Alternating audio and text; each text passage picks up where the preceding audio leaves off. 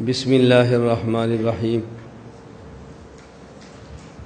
تقلید کا مسئلہ سمجھنے کے لیے 4 باتیں سمجھنا ضروری ہے۔ نمبر 1 تقلید کا معنی، نمبر 2 تقلید کے دلائل، نمبر 3 تقلید پر ہونے والے اعتراضات اور ان کے جوابات، نمبر 4 تقلید نہ کرنے کے نقصانات۔ تقلید پر اعتراضات اور ان کے جوابات چل رہے تھے۔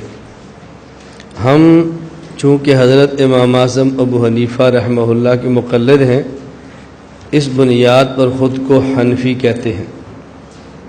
تو ان کا ایک اعتراض یہ ہے کہ قرآن کریم نے ہوا سماکم المسلمین کہہ کے ہمارا نام مسلمان رکھا ہے، اور آپ لوگ اپنا نام حنفی رکھتے ہو، جو کہ قرآن کریم کے خلاف ہے۔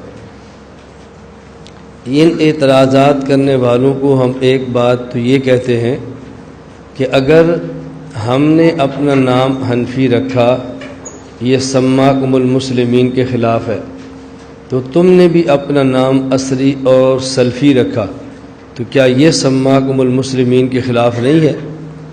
قرآن کریم نے المسلمین فرمایا اور تم نے اپنا نام جماعت المسلمین رکھا، تو جب قرآن مسلمین کہہ رہا ہے تو تم جماعت المسلمین کیوں رکھتے ہو؟ اگر یہ اعتراض ہم پر ہے تو یہ اعتراض آپ لوگوں پر بھی ہے۔ اور دوسری بات یہ ہے کہ قرآن کریم کی اس آیت کا معنی سمجھو۔ قرآن کریم نے ہمیں مسلمان کہا ہے کفار کے مقابلے میں کہ تم کافر نہیں ہو بلکہ تم مسلمان ہو، اور ہم بھی کفار کے مقابلہ میں خود کو مسلمان ہی کہتے ہیں۔ لیکن اہل بدعت وہ اہل ضلالت تو ہوتے ہیں، اہل کفر نہیں ہوتے۔ بدعتی آدمی گمراہ ہوتا ہے، کافر نہیں ہوتا۔ تو اہل ضلالت اگر مسلمان ہوں اور ہم مسلمان ہوں لیکن اہل بدعت نہ ہوں، تو پھر ان کے مقابلے میں اپنا نام کیا رکھیں؟ وہ نام حدیث پاک میں رسول اکرم صلی اللہ علیہ وسلم نے بتایا ہے کہ تمہارا نام اہل سنت والجماعت ہے۔ جس طرح کی حدیث پاک میں ہے، رسول اکرم صلی اللہ علیہ وسلم نے فرمایا کہ بنی اسرائیل میں 72 فرقے تھے اور میری امت میں 73 فرقے بنیں گے، ان میں سے ایک جنت میں جائے گا، باقی جہنمی ہوں گے۔ تو صحابہ نے پوچھا کہ من ہی یا رسول اللہ، وہ جنت میں جانے والا کون سا فرقہ ہوگا؟ فرمایا ما انا علیہ و اصحابی، جو میری سنت لے گا اور میرے صحابہ سے اس کو سمجھے گا۔ اسی طرح جب قرآن کریم کی آیت نازل ہوئی یوم تبیض وجوہ و تسود وجوہ، تفسیر در منصور میں ہے، صحابہ کرام نے پوچھا یا رسول اللہ، یہ یوم تبیض وجوہ جن کے چہرے قیامت کے دن سفید ہوں گے، اور تسود وجوہ جن کے چہرے سیاہ ہوں گے، یہ کون ہے؟ آپ نے فرمایا کہ یوم تبیض وجوہ ہم اہل السنت والجماعہ، یہ اہل السنت والجماعت ہوں گے، اور جو گمراہ ہیں جن کے چہرے سیاہ ہوں گے، اہل الضلالت والبدع، اللہ کے نبی صلی اللہ علیہ وسلم فرمایا۔ تو جس طرح قرآن کی آیت میں ہمیں مسلمین کہا بمقابلہ کفار کے، اسی طرح حدیث پاک میں ہمیں اہل سنت والجماعت فرمایا بمقابلہ اہل بدعت کے۔ تو ہمارا نام اہل سنت والجماعت ہونا یہ قرآن کریم کی حدیث پاک کے خلاف نہیں ہے۔ البتہ ہم آپ سے پوچھ سکتے ہیں کہ تم نے نام جماعت المسلمین رکھا، اس پر کوئی آیت یا کوئی حدیث پیش کر دو۔ تم نے اپنا نام اہل الحدیث رکھا، تو اس پر کوئی قرآن کریم کی آیت یا حدیث پاک پیش کر دو۔ ہمارا نام مسلمان ہے تو اس پر بھی آیت موجود ہے، ہمارا نام اہل سنت والجماعت ہے تو اس پر بھی حدیث پاک موجود ہے، تو ہمارے اوپر تو اعتراض بنتا ہی نہیں ہے۔ باقی رہے کہ یہ بات کہ تم خود کو حنفی کیوں کہتے ہو؟ اس لیے کہ اہل سنت والجماعت وہ ہیں جو سنت اللہ کے نبی کی لیتے ہیں اور سمجھتے صحابہ کرام سے ہیں۔ صحابہ کرام رضی اللہ عنہم مجمعین کے ساتھ ایسا ہوا ہے، ایک حدیث کو سمجھنے میں صحابہ کے 2 طبقے بن گئے ہیں۔ تو جب ایک حدیث کو سمجھنے میں صحابہ کے 2 طبقے بنے ہیں، ایک حدیث کو سمجھنے میں 2 امام بھی بن سکتے ہیں۔ تو جب جس امام کو لیں گے نسبت اس کی طرف کریں گے کہ ہم نے اس حدیث کا وہ معنی سمجھا جو اس امام نے لیا ہے، اس لیے ہم خود کو حنفی کہتے ہیں کہ ایک آیت کے معنی سمجھنے میں جب 2 فقیہ ہیں تو تم کس فقیہ والا معنی لیتے ہو؟ امام اعظم ابو حنیفہ رحمۃ اللہ علیہ والا، لہٰذا ہم نے اپنا نام حنفی رکھ لیا ہے۔ مزید اس پر بات آگے بھی آئے گی میں صرف یہاں بطور مثال کے اشارہ کر دیتا ہوں کہ صحیح بخاری میں روایت موجود ہے، نبی کریم صلی اللہ علیہ وسلم نے صحابہ کرام سے ارشاد فرمایا لا یصلین احد العصر الا فی بنی قریظہ، غزوہ احد سے فارغ ہونے کے بعد کہ تم جلدی چلو عصر کی نماز بنو قریظہ کے محلے میں جا کر پڑھنا۔ صحابہ کرام چلے گئے، بعض تو عصر تک وہاں پہنچ گئے اور بعضوں کے رستے میں تاخیر ہو گئی۔ اگر نماز نہیں پڑھیں گے تو قضا ہو جائے گی، اور اگر نماز پڑھیں گے تو حدیث پر عمل نہیں ہوگا۔ اللہ کے پیغمبر نے فرمایا کہ عصر بنو قریظہ کے محلے میں پڑھنا، اس امر پر اور حضور کے حکم پر عمل چھوٹ جائے گا۔ اب یہاں صحابہ کرام کے دو طبقے ہو گئے، بعضوں نے کہا کہ ہم عصر کی نماز یہاں پڑھیں گے، اللہ کے نبی کا ارادہ اور اللہ کے نبی کے کلام کا مطلب یہ تھا کہ تم اتنا جلدی چلو کہ عصر تک وہاں پہنچ جاؤ، کیونکہ ہمیں دیر ہو گئی ہے، نماز تو راستے میں پڑھ لینی چاہیے۔ اور بعضوں نے کہا اللہ کے نبی نے جب فرما دیا کہ عصر بنو قریظہ کے محلے ہی میں پڑھنی ہے، اب قضا ہو تب بھی وہاں پڑھیں گے، ادا ہو تب بھی وہاں پڑھیں گے، راستے میں پڑھ لی تو حضور پاک کی حدیث پر عمل نہیں ہوگا۔ تو بعضوں نے حدیث پاک کے الفاظ کو لیا اور بعضوں نے حدیث پاک کی منشا کو لیا۔ تو جب نبی پاک صلی اللہ علیہ وسلم کو اطلاع دی گئی کہ اس حدیث کی روشنی میں صحابہ کے دو فقہیں بن گئی اور دو گروہ بن گئے ہیں، ان میں سے کون ٹھیک ہے کون غلط ہے، فلم یعنف واحدا منہم، حضور پاک نے کسی ایک کو بھی غلط نہیں فرمایا بلکہ دونوں ٹھیک فرما دی۔ تو جب ایک حدیث کے معنی سمجھنے میں صحابہ میں اختلاف ہو جائے تو دو گروہ بن جاتے ہیں، اسی طرح ایک حدیث کے سمجھنے میں دو اماموں کے اختلاف ہو جائے تو دو گروہ بن جاتے ہیں۔ تو جو امام سے جو معنی لیتا ہے نسبت اسی امام کی طرف کرتا ہے، اس لیے ہم اپنی نسبت بھی حنفی امام ابو حنیفہ کی طرف کر دیتے ہیں۔ یہاں اب یہ بات ذہن میں رکھیں، پھر غیر مقلدین کی طرف ایک اعتراض ہمارے اوپر آتا ہے کہ دیکھو تم خود کو حنفی کہتے ہو اور یہ حنفی تمہاری نسبت امام اعظم ابو حنیفہ کی بیٹی حنیفہ کی طرف ہے، تو تمہارا مذہب بھی زنانہ ہے کہ تمہاری نسبت عورتوں کی طرف ہے، کسی مرد کی طرف نہیں ہے۔ ہم کہتے ہیں یہ اعتراض کرنا عربیت سے ناواقفیت کی وجہ سے ہے اور تاریخ سے ناواقفیت کی وجہ سے ہے۔ تاریخ سے واقفیت کیوں نہیں؟ حضرت امام اعظم ابو حنیفہ رحمۃ اللہ علیہ کا صرف ایک بیٹا تھا جس کا نام حماد تھا، اس کے علاوہ نہ آپ کی بیٹی تھی اور نہ ہی آپ کا بیٹا تھا۔ تو جب آپ کی بیٹی تھی ہی نہیں تو ہمیں یہ تانا دینا کہ تمہاری نسبت بیٹی کی طرف ہے، یہ تانا وہ دے گا جو تاریخ سے جاہل ہے اور عربیت سے بھی جاہل ہے۔ یہ تانا وہ دیتا ہے کہ جو سمجھتا ہے کہ ابو کا معنی ہمیشہ عربی زبان میں باپ ہوتا ہے اور ابو حنیفہ کا معنی حنیفہ کا باپ ہے، اس لیے جبکہ ابن کا معنی ہمیشہ باپ نہیں ہوتا بلکہ ابن کا معنی کبھی باپ ہوتا ہے اور کبھی ابن کا معنی والا ہوتا ہے۔ جیسے عبداللہ نام ہے اور ابو بکر ان کی کنیت ہے۔ اب ابو بکر کا معنی بکر کا باپ نہیں ہے بلکہ بکر کا معنی ہوتا ہے پہل کرنے والا، پہل والا۔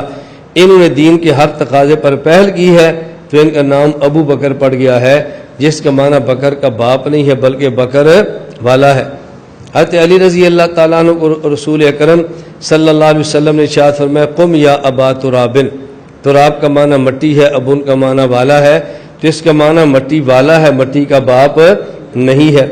عبد الرحمن بن صخرہ نام ہے، اللہ کے نبی نے فرمایا یا ابا ہریرہ، ہریرہ ہرۃ ان کی تصغیر ہے، ہرہ بلی کو کہتے ہیں اور ہریرہ بلی کے بچے کو کہتے ہیں۔ تو یا ابا ہریرہ کا معنی بلی کے بچے کا باپ نہیں ہے بلکہ ایک بلی کے بچے والا ہے۔ تو اسی طرح ابو حنیفہ کا معنی حنیفہ کا باپ نہیں ہے بلکہ حنیفہ والا ہے۔ ملیشیا میں گیا ہوں تو وہاں ایک پھل ہے، اس کا نام ہے ابو شوکا۔ اب شوکا کا معنی ہوتا ہے کانٹا، شوکتن گولتا ہے جو حالت وقف میں ہاں بن جاتی ہے، شوکا۔ ابو شوکا معنی ہوتا ہے کانٹا۔ تو وہ چونکہ پھل ایسا ہے، یہ ملیشیا کا قومی پھل ہے جسے دریان کہتے ہیں اور عربی میں اس کو ابو شوکا کہتے ہیں۔ اب اس پھل کے اوپر ایسے جیسے کانٹے ہوتے ہیں، جو کانٹے کانٹے بنے ہوتے ہیں، اب اس کو ابو شوکا کہتے ہیں۔ اب ابو شوکا معنی کانٹوں کا باپ نہیں ہے بلکہ کانٹوں والا ہے۔ اسی طرح ایک پھل ہے اسے کہتے ہیں ابو شار۔ اب اس کے اوپر ایسے جیسے بالوں کا گچھا ہوتا ہے نا، اوپر بال بنے ہوتے ہیں، اب اس کا معنی بال کا باپ نہیں ہے بلکہ بال والا ہے۔ تو یہاں ابو حنیفہ کا معنی حنیفہ کا باپ نہیں ہے بلکہ حنیفہ والا ہے۔ باقی حنیفہ سے کیا مراد ہے؟ وَاتَّبِعْ مِلَّةَ ابراہیم حنیفہ، اللہ نے حضرت ابراہیم کی جس طرح صفت حنیف بیان کی ہے، اسی طرح ہماری شریعت کی صفت ہے شریعت حنیفہ، یعنی ایک ایسی شریعت ہے کہ جس میں باطل کا کوئی شبہ موجود نہیں ہے۔ ابو حنیفہ کا معنی ہے ابو شریعت حنیفہ، یعنی ایسا آدمی کہ جس نے خالص شریعت امت کے حوالے لکھ کر کی ہے تو ان کو ابو حنیفہ کہتے ہیں۔ تو یہ ہماری نسبت بالکل ٹھیک ہے، لیکن غیر مقلدین کا اعتراض بجا ہے۔ تو یہ بات بہت اچھی یاد فرما لیں، اس میں کبھی ہلکی سی بھی کمی نہ کریں اور سمجھنے کی کوشش کریں۔ اس کے اعتراض کو لوگ بہت زیادہ پھیلاتے ہیں۔ یہ بالکل ایسے ہی ہے کہ جیسے ہم پاکستان سے باہر ہوں تو لوگ پوچھے تم کہاں سے آئے ہو، ہم کہتے ہیں پاکستان سے۔ اب بیرون ملک میں کسی ملک کے مقابلے میں ہماری نسبت پاکستانی کی ہے، اور اگر پاکستان میں ہوں تو پھر پوچھتے ہیں بھی آپ کون ہو؟ جی میں سندھ سے آیا ہوں۔ آپ کہاں سے؟ میں پنجاب سے آیا ہوں۔ اب سندھ سے آئے گا تو سندھی ہے، پنجاب سے آئے گا پنجابی ہے، بلوچستان سے آئے گا بلوچی ہے، خیبر پختونخوا سے آئے گا تو اب کیا کہیں؟ جی پہلے تو سرحد سے آتا تو سرحدی کہتے تھے، اب خیبر پختونخوا والے کو کیا کہیں؟ یہ خیبر پختونخوا والے خود ہی بتائیں، پشتون کہیں اور کیا کہیں گے؟ خیبر پختونخوا کی نسبت کیسے کریں گے؟ پنجاب کی نسبت تو میں بتا دوں پنجابی ہے، جب سرحد تھا تو ہم کہتے سرحدی ہے۔ اب خیبر پختونخوا نام تو آپ نے رکھ لیا ہے، اس نسبت کو سمجھائیں کیسے؟ یہ مسئلہ آپ نے حل کرنا ہے۔ میری بات سمجھ آ رہی ہے آپ؟ اچھا جب آدمی اب پنجاب کا ہو تو پھر پوچھتا ہے اچھا تم پنجاب کے کس شہر سے ہو؟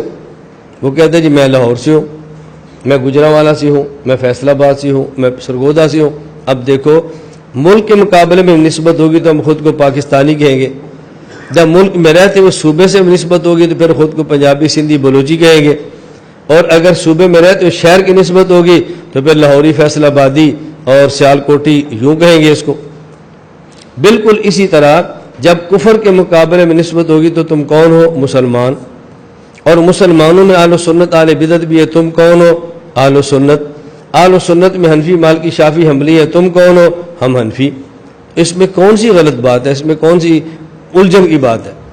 میں 1992 کی بات ہے، سرحد خیبر پختونخوا مانسرہ میں گاؤں ہے پڑھینا، وہاں میں گیا، میرے دوست ہیں وہاں، 92 کی بات ہے، طالب علم کے دوست تھے، تو وہاں میں نے بیان کیا تو میں نے دیوبندی پر بات کی، تو وہاں ایک آدمی تھا جس کا تعلق دیوبند سے نہیں تھا، غالباً جماعت اسلامی سے تھا، تو انہوں نے کہا مولانا صاحب آپ خود کو دیوبندی کیوں کہتے ہیں؟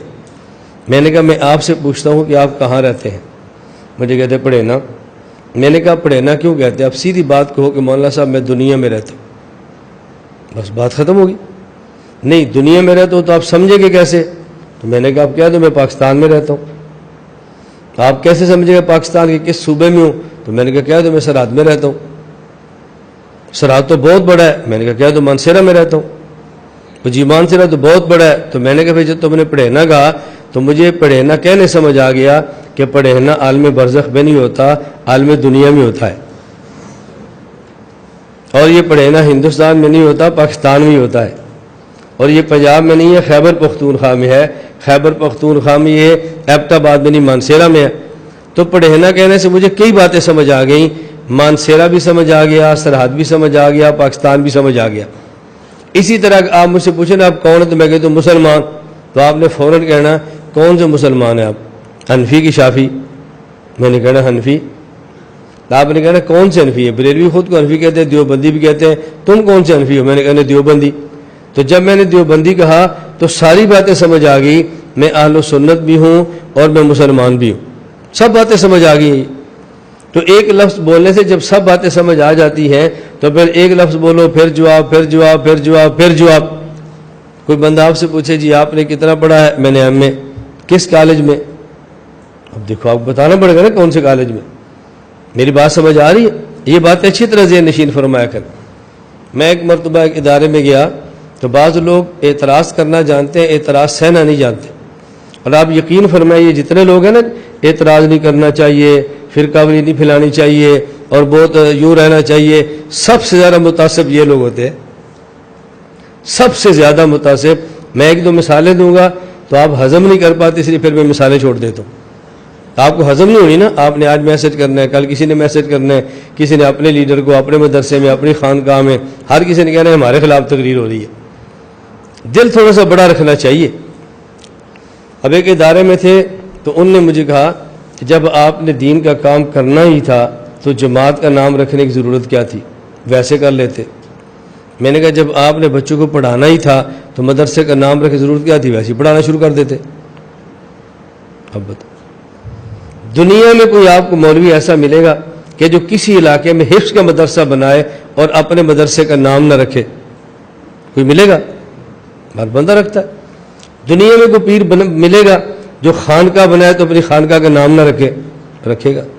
اور میں نے کام کر جماعت کا نام رکھ لیا ہے تو اس کو لیڈر بننے کا شوق ہے, بس امیر بننے کا شوق ہے. میں نے کہا مجھ پر وہ اعتراض کرے جو خود یہ کام نہ کرتا ہو. بکری, اور آپ نے دیکھا ہوگا ایک ہوتا ہے دمبا, ایک ہوتی ہے دمبی. دمبی کہتے ہیں جس کے پیچھے بڑی لاٹ ہوتی ہے نا, بڑا سا گوشت پیچھے لٹک رہا ہوتا ہے. تو ایک دن دمبی نے کھال کراس کیا, جہاں سے پانی گزرتا ہے, نالا کراس کیا. جب چھلانگ لگی دمبی اٹھ گئی. جب دمبی اٹھ تو اس کو پیٹھ ننگی ہو گئی. تو بکری نے تالیاں ماری, شرم نہیں آتی آج پیٹھ ننگی ہو گئی ہے تیری, دیکھو پیٹھ ننگی ہو گئی ہے, دیکھو پیٹھ ننگی ہو گئی ہے, بڑی دمبی لے کے پھرتی ہے, آج تو ننگی ہو گئی. اور کسی نے کہا اس نے چھلانگ لگائی تو آج ننگی ہوئی, تیری دم تو ہمیشہ اوپر ہوتی ہے.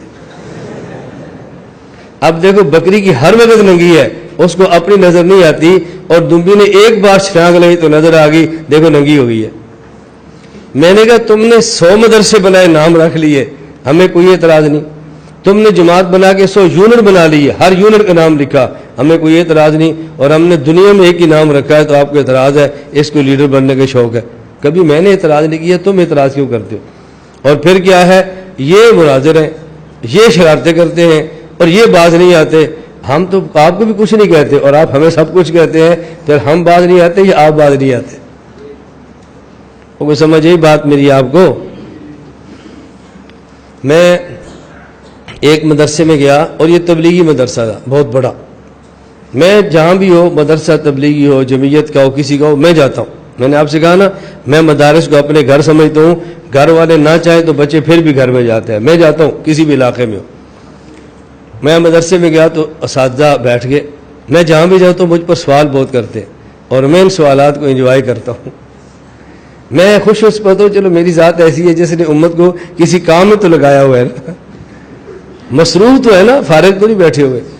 تو مجھے کہنے لگے کہ دیکھیں مولانا صاحب آپ مناظرے کرتے ہو. حالانکہ میں نے کل بتایا آپ کو, میں نے کبھی مناظرہ نہیں کیا, یاد ہے؟ میں نے کبھی نہیں کیا. جو کہہ رہے ہیں جی مناظرے کرتا ہے, کوئی اس کا مناظرہ دکھاؤ. نہیں دکھاتے تو پھر میں مناظرے کہاں کرتا ہوں؟ ہمارا تو ہر بیان ویڈیو میں آتا ہے, تو مناظرے ویڈیو میں نہیں ہوں گے, دکھاؤ کہیں ہے تو. خیر, انہوں نے اپنے جو ان کے بہت بڑے بزرگ ہیں, بہت بڑے, تو انہوں نے کہا جی وہ کہتے ہیں مناظرین سے بچو. ہمارے حضرت فرماتے ہیں مناظرین سے بچو, اور تم مناظرے کرتے ہو.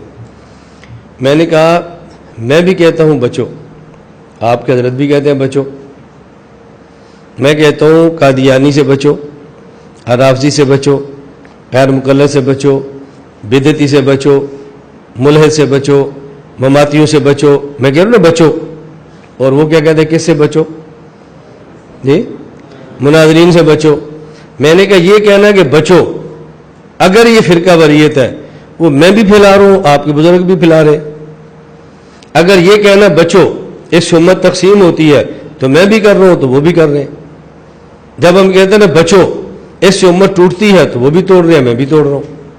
یہ کہنا جی فلاں سے بچو اس سے نفرتیں پیدا ہوتی ہیں, وہ بھی پھیلا رہے ہیں, میں بھی پھیلا رہا ہوں. بھائی یہ کہنا بچو اس سے امت جڑے گی کبھی نہیں, تو دونوں مجرم ہیں نا. میں نے کہا ہم دونوں میں بڑا مجرم کون ہے, یہ فیصلہ آپ مدرسین سے میں نے آج ہی لینا ہے. دلائل میں دے تو فیصلہ آپ نے کرنا ہے. میں کہتا ہوں گمراہ لوگوں سے بچو, بد عقیدہ سے بچو. وہ کہتے ہیں نہیں, جن کا عقیدہ ٹھیک ہے لیکن کام کرنے کا طرز ٹھیک نہیں ہے, مناظر ہے, ان سے بچو. تو میں کن سے بچا رہا ہوں, باطل سے یا اہل حق سے؟ جی کیسے؟ باطل سے. اور وہ کس سے کہہ رہے ہیں بچو؟ اہل حق سے. میں کہتا ہوں ان سے بچو جن کا عقیدہ ٹھیک نہیں ہے. یہ کہتے ہیں ان سے بچو عقیدہ تو ٹھیک ہے لیکن طرز ٹھیک نہیں ہے. قیامت کے دن جو گرفت ہوگی وہ عقیدے غلط ہونے پر ہوگی یا طرز غلط ہونے پر ہوگی؟ اگر ایک شخص کا عقیدہ ٹھیک ہو اور اس کی رائے ہو کہ کام کا طریقہ یہ ٹھیک ہے, آپ کی رائے ہو کہ یہ ٹھیک ہے, تو یہ تو رائے کا اختلاف ہوا نا. آپ تو کہتے ہیں رائے میں برداشت کرنا چاہیے, تو ہمیں بھی برداشت کرو. آپ نے غیروں کو کر لیا تو اپنوں کو کیوں نہیں کرتے؟ میں نے کہا مولانا میں نے آپ سے فیصلہ سوال آپ نے کیا ہے، اب آپ مجھے بتاؤ کہ اگر یہ بات کہنا غلط ہے تو میں بڑا غلط ہوں یا آپ کے بزرگ بڑے غلط ہیں؟ اب ایک دوسرے کو دیکھ رہے ہیں. میں نے کہا یا تو بات کرو نا یا بات ٹھکانے لگاؤ، یا بات کرو نا یا بات ٹھکانے لگاؤ. میں نے اس لیے آپ سے گزارش کی ہے، میں آج بھی آپ کے سامنے یہ بڑی جرأت کے ساتھ کہہ رہا ہوں، ابھی تک پوری دنیا میں کوئی ایک شخص ایسا نہیں ہے جو میرے سامنے بیٹھ کر مجھ پہ تنقید کرے.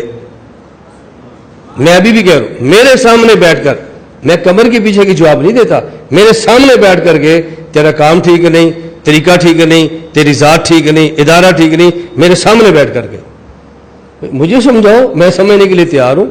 سمجھانے کے دو ہی طریقے، آپ بولتے جاؤ میں چپ رہ جاؤں تو ٹھیک ہے، یہ سمجھانا نہیں، یہ نصیحت ہے. یہ کیا ہے؟ آپ کرو، ہم سنتے ہیں.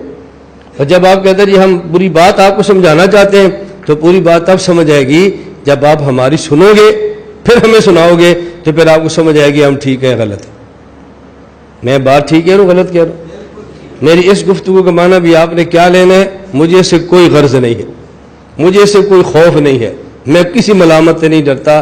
آپ نے اس کو کس پہ فٹ کرنا ہے، کس پہ فٹ کرنا ہے، جس پر آپ کا جی چاہے فٹ کرے، آپ کو کھلی آزادی ہے. ہم آپ کو منع نہیں کرتے نہ آپ کو روکتے ہیں. وہ گل سمجھ آئی تو انو اپنے موقع پر بندے کو شرح صدر ہونا چاہیے، پھر بندہ کام کر سکتا ہے. چلو خیر، ان کے جو شبہات ہیں میں نے اس پر آپ کی خدمت میں عرض کیا ہے کہ اپنے معاملے کو بڑا کھلا اور واضح رہنا چاہیے. تو حضرت امام اعظم ابو حنیفہ رحمہ اللہ کی بیٹی کا نام حنیفہ نہیں ہے بلکہ حنیفہ شریعت حنیفہ ہے، اور اس کو تحریر کروانے والے مدون اول امام صاحب ہیں. تو ہماری نسبت حضرت امام صاحب رحمۃ اللہ علیہ کی یہ خالص شریعت کی طرف ہے جس کو حنفی کہتے ہیں.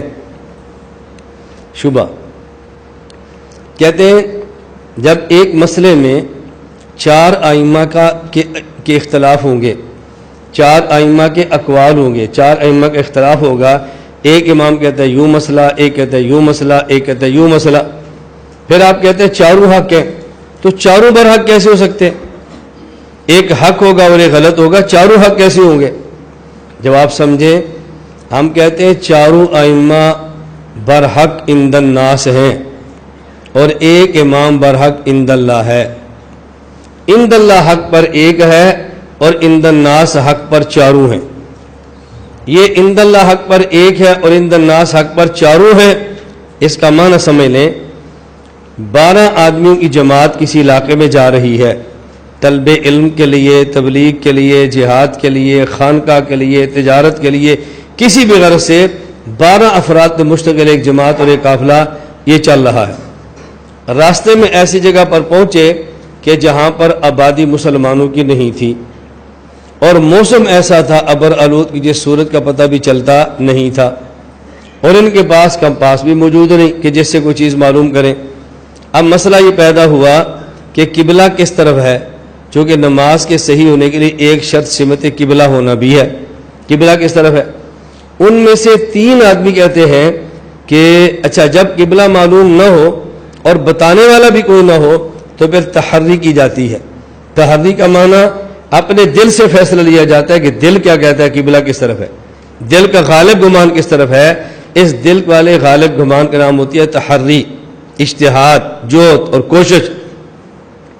اب اگر یہ 12 آدمی ہے، چلو 12 شاید سمجھ لیں، آپ 4 کہہ لو، پھر آرام سے بات سمجھ آئے گی. 4 آدمی ہیں، ان 4 میں سے ایک آدمی کہتا ہے میری تحریر، میرا اجتہاد اور میرا دل کہتا ہے کہ قبلہ اس طرف ہے، مشرق کی طرف. دوسرا کہتا ہے کہ میری تحریر، میرا اجتہاد اور میرا دل کہتا ہے قبلہ اس طرف ہے، مغرب کی طرف. تیسرا کہتا ہے نہیں، میرا اجتہاد اور میری تحریر، میرا دل ہی کہتا ہے کہ قبلہ اس طرف ہے، شمال کی طرف. چوتھا کہتا ہے کہ میری تحریر، میرا اجتہاد اور میرا دل کہتا ہے کہ قبلہ اس طرف ہے، جنوب کی طرف. اب بتاؤ آدمی کتنے ہیں؟ 4. سمتیں کتنی ہیں؟ 4.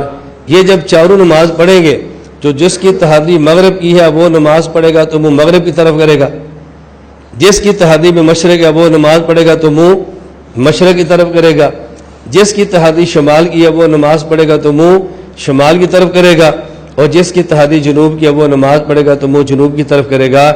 میرا سوال یہ ہے کہ نماز چاروں کی ہو گئی یا کسی ایک کی ہوئی ہے؟ چاروں کی ہو گئی نا. اسے کہیں گے یہ چاروں عند الناس برحق ہے. چاروں عند الناس، چاروں عند الناس برحق کا معنی یہ ہے کہ لوگ کہیں گے چاروں ٹھیک ہے، ہم کہیں گے چاروں ٹھیک ہے، ہم میں سے کسی کو غلط نہیں کہہ سکتے، لیکن ان میں سے اصل قبلہ، صحیح قبلہ وہ چاروں کا ہے یا ایک کا ہے؟ وہ صحیح قبلہ ایک کا ہے، یہ کون جانتا ہے؟ اللہ. ہم تو نہیں جانتے نا. ہم کہیں گے نماز چاروں کی ہوگی، ہم کہیں گے قبلہ چاروں کا صحیح ہے، یہ معنی عند الناس چاروں برحق ہے. اور اصل میں قبلہ ٹھیک ہے کس کا، یہ چونکہ اللہ جانتے ہیں تو ہم کہیں گے عند اللہ برحق ایک ہی ہے. جب ایک مسئلے پہ چار اماموں کے چار اقوال آ جائیں، ہم کہیں گے چاروں ٹھیک ہے، ہم کہیں گے چاروں کی جنت ملتی ہے، ہم کہیں گے چاروں برحق ہے، لیکن اصل میں مسئلہ کس کا ٹھیک ہے؟ ایک کا ہوگا نا. اور وہ کون جانتا ہے؟ اللہ. اس لیے ہم کہتے ہیں عند اللہ برحق ایک ہے کہ اللہ کو پتہ ہے صحیح مسئلہ کس کا ہے، اور عند الناس برحق چاروں ہیں. چونکہ ہمیں تو مسئلے کا پتہ نہیں ہے، اجتہاد چاروں نے کیا تھا، ہم چاروں کو ٹھیک کہیں گے. تو یہ جو کہتے ہیں جب ایک مسئلے پر چار اقوال ہو جائے تو چاروں ائمہ ٹھیک کیسے؟ اس کا جواب میں نے کیا دیا، عند اللہ برحق ایک ہوتا ہے اور عند الناس برحق چاروں ہوتے ہیں. یہ اچھی طرح سمجھ لیں، پھر آگے سمجھانا سیکھیں. اعتراض: جب دو آدمی میں جھگڑا اور اختلاف ہو جائے تو ایک حق پر ہوتا ہے اور دوسرا باطل پر ہوتا ہے. یہ بالکل مسلمہ قاعدہ ہے کہ جب دو بندوں کا اختلاف ہو جائے، دو بندوں کا جھگڑا ہو جائے، ایک کہتا ہے زمین میری ہے، دوسرا کہتا ہے میری ہے، تو دونوں کے لیے کسی ایک کی ہوگی نا.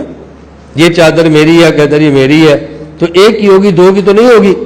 اب سوال یہ، جب دو آدمیوں کا جھگڑا اختلاف ہو، ایک حق پر ہوتا ہے اور ایک باطل، ایک ٹھیک اور ایک غلط، تو جب ایک مسئلے پر دو اماموں کا اختلاف ہو جائے تو پھر آپ کیسے کہتے ہیں کہ دونوں ٹھیک ہے؟ ایک ٹھیک ہوگا اور ایک غلط ہوگا. جواب سمجھیں. ہم کہتے ہیں ایک امام حق پر ہے اور اس کے مقابلے میں دوسرا کون ہے؟ کبھی حق ہوتا ہے بمقابلہ خطا اور کبھی حق ہوتا ہے بمقابلہ باطل. کبھی حق بمقابلہ خطا اور کبھی حق بمقابلہ باطل. یہ جو کفر اسلام کا اختلاف ہے یہ حق بمقابلہ باطل ہے، اور مجتہدین کا جو اجتہادی اختلاف ہے یہ حق بمقابلہ باطل نہیں ہے بلکہ حق بمقابلہ خطا ہے. دونوں میں فرق کیا ہے؟ جب حق باطل کے مقابلے میں ہو تو حق پہ جنت ملتی ہے اور باطل پہ جہنم ملتی ہے، اور جب حق خطا کے مقابلے میں ہو تو پھر حق پہ ڈبل جنت ملتی ہے اور خطا پہ سنگل جنت ملتی ہے. اس پہ اجران ملتے ہیں حق پر اور خطا پہ اجر ملتا ہے نا. میں نے اجران کو ڈبل کہہ دیا. اور وَلِمَنْ خَافَ مَقَامَ رَبِّهِ جَنَّتَانِ، ڈبل جنت کا تذکرہ قرآن کریم میں لفظ موجود ہے. میں صرف یہ بات سمجھا رہا تھا کہ حق بمقابلہ باطل ہو تو پھر حق جنت ہے اور باطل جہنم، اور حق بمقابلہ خطا ہو جائے تو حق پھر اجران ڈبل ہے اور خطا اجر ایک جنت ہے. تو حق بمقابلہ یہاں باطل نہیں ہے بلکہ حق بمقابلہ یہاں پہ خطا ہے. نبی کریم صلی اللہ علیہ وسلم نے ارشاد فرمایا، صحیح بخاری میں روایت موجود ہے، اذا حکم الحاکم فاجتہد فاصاب ثم اصاب فلو اجران. جب ایک شخص اجتہاد کرے اور اجتہاد درست کرے تو اس کے درست اجتہاد پر 2 اجر ملتے ہیں، اور اگر کوئی اجتہاد کروائے اذا حکم فاجتہد ثم اخطا فلہ اجر، اجتہاد کی خطا ہوگی تو پھر 1 اجر ملے گا. تو صریح اللہ کے نبی کا ارشاد موجود ہے کہ جب اجتہاد بر حق ہو تو پھر 2 اجر ملتے ہیں، اور جب اجتہاد میں خطا ہو جائے تو پھر 1 اجر ملتا ہے. یہ حق پر 2 اجر ملتے ہیں اور خطا پر 1 اجر ملتا ہے، اس کا مطلب کیا ہے؟ اس کو ذرا مثال سے سمجھو. ایک ڈاکٹر اسپیشلسٹ ہے اور اس کے پاس ایک مریض آتا ہے. ڈاکٹر اس مریض کا 8 گھنٹے آپریشن کرتا ہے، سرجن بھی ہے، اور اس نے آپریشن بڑا مشکل تھا کیا، بالآخر اللہ نے کرم کیا کہ مریض صحت یاب ہو گیا. اب ڈاکٹر نے آپریشن کرنے میں دیانتداری سے کام لیا، اور ڈاکٹر سرجن ہے، ڈاکٹر سند یافتہ ہے، ڈاکٹر عام نہیں ہے، اور اس نے آپریشن کیا اور مریض شفا مل گئی. اب ڈاکٹر کو ایک معمول کی تنخواہ آپریشن کرنے پر ملتی ہے، اور جب اس نے آپریشن کیا اور مریض بہت سیریس تھا، وہ ٹھیک ہو گیا، اس پر کبھی ڈاکٹر کو ترقی ملتی ہے، کہ اس نے بہت بڑا کارنامہ سر انجام دیا، اس کو شاباش ملتی ہے یا اس کو انعام ملتا ہے۔ اب یہ ڈاکٹر کے دو اجر ہو گئے، ایک اجر اس کا تھا اس کے اجتہاد یعنی محنت کا، اور ایک اجر تھا اس محنت کے صحیح نتیجے کا۔ محنت دیانتداری سے کرتا ہے تو ایک اجر اس کا ملتا ہے ماہانہ تنخواہ، اور ایک اس میں چونکہ اس کی محنت کا نتیجہ ٹھیک نکل آیا ہے تو اس پر اس کو ایک اجر اور مل جاتا ہے۔ یہ اس کے دو اجر ہیں۔ اور اگر ایک ڈاکٹر کے پاس مریض آئے اور ڈاکٹر 8 گھنٹے اس کا سر توڑ آپریشن کرے اور دیانتداری سے کرے، نتیجہ نکلے کہ مریض کی ڈیتھ ہو جائے، اب دیکھو اس مریض کے ڈیتھ ہونے کی صورت میں ڈاکٹر نے تو علاج میں کمی نہیں کی، نتیجہ اس کا صحیح برآمد نہیں ہوا۔ اب چونکہ اس کی محنت دیانتداری کے ساتھ تھی اور ڈاکٹر بھی اسپیشلسٹ تھا، ڈاکٹر بھی سرجن تھا، تو اس مریض کے مرنے کے باوجود نہ اس ڈاکٹر کے خلاف FIR کرتی ہے اور نہ ہی ڈاکٹر کی ماہانہ تنخواہ میں 1 روپیہ کم ہوتا ہے۔ اس کی جو ڈاکٹری کی تنخواہ ہے محنت کی وہ اس کو ملے گی، لیکن چونکہ مریض فوت ہو گیا ہے اب اس پر نہ تو ڈاکٹر کو شاباش ملتی ہے نہ ہی ڈاکٹر کو ترقی ملتی ہے۔ بالکل اسی طرح جب مجتہد دیانتداری سے اجتہاد کرتا ہے اور اجتہاد کے نتیجے مسئلہ بھی صحیح نکل آتا ہے اس کو 2 اجر مل جاتے ہیں، اور جب اجتہاد دیانتداری سے کرتا ہے لیکن مسئلے صحیح تک وہ نہیں پہنچ پاتا، اجتہاد کا اجر پھر بھی ملتا ہے اور صحیح مسئلے تک نہ پہنچنے کی وجہ سے 1 اجر سے محروم رہ جاتا ہے۔ تو مجتہد کو گناہ کبھی بھی نہیں ہوتا، کبھی اجران ملتے ہیں اور کبھی کم از کم اجرن ملتا ہے، کبھی اجران ملتے ہیں کبھی کم از کم اجرن ملتا ہے۔ میرے صرف گزارش یہ بات اچھی طرح ذہن نشین فرما لیں۔ ایک آدمی نے مجھ سے پوچھا، سوال کیا، یہ اس کے متعلقہ بات ہے۔ سوال اس نے یہ کیا کہ مولانا صاحب جب 2 بندوں میں جھگڑا ہوتا ہے، ایک حق پر ہوتا ہے اور ایک باطل پر ہوتا ہے، حضرت علی حضرت معاویہ رضی اللہ تعالی عنہما، یہ مجھ سے ایک رافضی نے اعتراض کیا تھا، حضرت علی حضرت معاویہ رضی اللہ عنہما دونوں میں اختلاف اور دونوں میں جھگڑا ہوا، آپ بتائیں دونوں میں حق پر کون ہے اور دونوں میں باطل کون ہے؟ میں نے کہا یہ اگر تمہارا سور مان لیا جائے کہ جب 2 بندوں میں جھگڑا ہوتا ہے تو ایک حق پر ایک باطل پر ہوتا ہے، تو میرا سوال یہ ہے حضرت موسیٰ اور حضرت ہارون علیہ السلام میں اختلاف ہوا اور حضرت موسیٰ کو اتنا غصہ چڑھا کہ آپ نے حضرت ہارون کے سر اور داڑھی کے بالوں سے پکڑ کے گھسیٹا، تو حضرت ہارون نے کہا یا ابن ام لا تاخذ بلحیتی ولا براسی، میری ماں کے بیٹے یوں نہ کر، نہ میرے دشمنوں کو خوش کر، میری بات تو سن۔ میرا مقصد یہ تھا اگر میں نے آپ کے آنے سے پہلے ان کو قتل کر دیا تو لوگ کہیں گے دیکھو ہارون نے بندے لڑا دیے، اور آپ کو کہ تو نے میرے آنے کی انتظار بھی نہیں کی، میں تو اس وجہ سے خاموش تھا۔ اب موسیٰ علیہ السلام جلالی تھے، نہیں تو نے روکا کیوں نہیں؟ اب دیکھو 2 نبی کے اختلاف ہو رہے ہیں نا، ایک نبی کا ذوق کیا تھا کہ جب شرک کیا تو ان کو مار دینا چاہیے تھا، دوسرے نبی کا ذوق یہ تھا کہ میں نے آپ کے انتظار کی، کہ آپ بڑے بھائی ہیں، کہ آپ مجھ پر الزام نہ لگا کہ تو نے میرا انتظار کیوں نہیں کیا۔ اب اختلاف ہو گیا نا، میں نے کہا مجھے بتائیں ان میں سے حق کون ہے اور باطل کون ہے؟ آپ بتاؤ، موسیٰ علیہ السلام حق ہے، فرعون باطل ہے، تو دونوں نبی ہیں، نبی تو باطل ہو ہی نہیں سکتا نا۔ مجھے وہ کہنے لگا کہ جی وہ تو نبی تھے نا، اگر 2 نبیوں میں جھگڑا ہو جائے اور ایک نبی غلطی پر ہو بھی تو پھر وحی آ جاتی ہے اور وحی کے ذریعے بتا دیا جاتا ہے کہ غلطی اس کی ہے، لیکن بعد میں انہیں لڑنا تو چھوڑ دیا تھا، مستقل تو نہیں لڑے، یہ تو مستقل لڑتے رہے تھے۔ میں نے کہا جتنا وہ لڑے تھے اتنے کو تو آپ حق اور باطل ہی نہ کہہ سکتے، جتنی دیر ان کی لڑائی ہوئی اتنی دیر کی لڑائی کو حق اور باطل کی لڑائی کہہ سکتے ہیں؟ مجھے کہتا نہیں، کہتا دیکھو ان کی لڑائی ختم تو ہو گئی تھی نا۔ میں نے کہا اس سے بھی اہل سنت کا مسئلہ ثابت ہوتا ہے، تمہارا نہیں۔ کیوں؟ تم نے خود کہا کہ نبیوں میں اختلاف ہو بھی جائے تو وہی کے ذریعے صحیح بات آ جاتی ہے، لڑائی ختم ہو جاتی ہے، تو اس کا مطلب یہ ہے کہ انبیاء کے بعد وہی بند ہو گئی، نہ حضرت معاویہ پر نہ حضرت علی پر آئی، تو جو تمہارا موقع حضرت علی پر وہی آنے کا موقع تو غلط ہو گیا نا۔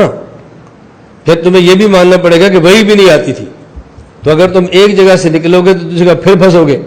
میں صرف یہ بتانا چاہ رہا ہوں کہ دیکھو کبھی دونوں میں اختلاف ہو تو ضروری نہیں ہے کہ دونوں باطل ہوں، یہ ہو سکتا ہے کہ دونوں حق ہوں لیکن حق کے ساتھ حق ہو اور ایک صرف حق، ایک حق ہو اور ایک صرف حق ہو، وہاں باطل اور خطا کا احتمال بھی نہیں ہوتا۔ یہاں میں ایک عرض کرتا ہوں، جملہ یاد رکھ لو، جب 2 ایک ہوتا ہے معصوم، ایک ہوتا ہے محفوظ، ایک ہوتا ہے نا، ایک ہوتا ہے معصوم، ایک ہوتا ہے محفوظ، ایک ہوتا ہے ماجور۔ نبی معصوم ہوتا ہے، اللہ اس سے گناہ ہونے نہیں دیتا۔ صحابی محفوظ ہوتا ہے، اس سے گناہ ہو جاتا ہے، اللہ اس کو گناہ پر رہنے نہیں دیتا۔ اور مجتہد ماجور ہوتا ہے کہ اس سے خطا ہوتی ہے لیکن اللہ اس کی خطا پر بھی اجر دیتے ہیں۔ معصوم نبی، محفوظ صحابی، ماجور مجتہد۔ اگر یہ جملہ یاد رکھنا، تمہیں کسی موقع پر بہت کام آئے گا دلائل میں۔ اگر دو ماجوروں میں اختلاف ہو جائے تو ان کے دفاع میں محفوظ پیش کیا جاتا ہے، اور اگر دو محفوظوں میں اختلاف ہو جائے تو ان کے دفاع میں معصوم پیش کیا جاتا ہے۔ اب سمجھ آ گئی؟ دو مجتہدین میں اختلاف ہو گیا نا، تو بھئی دو اختلاف دونوں ٹھیک ہوتے ہیں۔ دلیل ہم نے کہا دیکھیں دو صحابہ میں اختلاف ہوتے ہیں تو دونوں ٹھیک ہوتے ہیں، تو ہم نے دفاع میں صحابہ پیش کر دی۔ بھئی دو صحابی اختلاف ہو جائے تو پھر بھی ٹھیک ہوتے ہیں، جی دونوں ٹھیک ہوتے ہیں، ہم نے جواب میں دو نبی پیش کر دیے، ایک نبی حضرت موسیٰ، ایک نبی حضرت ہارون ہے۔ تو ماجوروں پر اختلاف آ جائے تو محفوظ پیش کرتے ہیں، اور محفوظ میں اختلاف آ جائے تو پھر معصوم کو پیش کر لیتے ہیں۔ اس سے امت کے مسائل حل ہو جاتے ہیں۔ یہ آپ کلیہ یاد رکھیں، آپ کو کئی مقامات پر کام آئے گا۔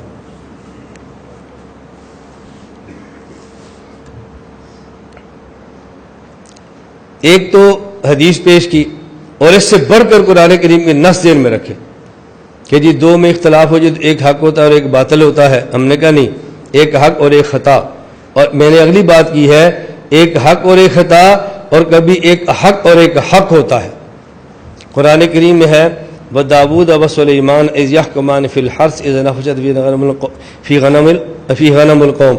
اب دیکھو یہاں داؤد اور حضرت سلیمان اللہ کے نبی ہیں، اور دو نبیوں میں اختلاف ہو رہا ہے، تو آپ کہہ سکتے ہیں ایک حق ہے اور ایک باطل ہے؟ نہیں کہہ سکتے نا۔ تو معلوم ہوتا ہے جب اختلاف ہو جائے تو لازم نہیں ہے کہ ایک کو حق ہو اور ایک کو باطل کو ہو۔ یہ بات کہنا بالکل ٹھیک ہے۔ آگے سے اعتراض سمجھیں۔ اعتراض یہ ہے کہ جب قرآن بھی ایک ہے اور حدیث بھی ایک ہے تو پھر ائمہ میں اختلاف کیوں ہوتا ہے؟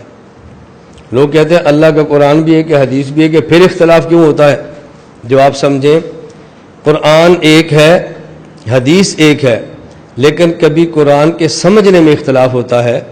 حدیث ایک ہے، حدیث کے سمجھنے میں اختلاف ہوتا ہے۔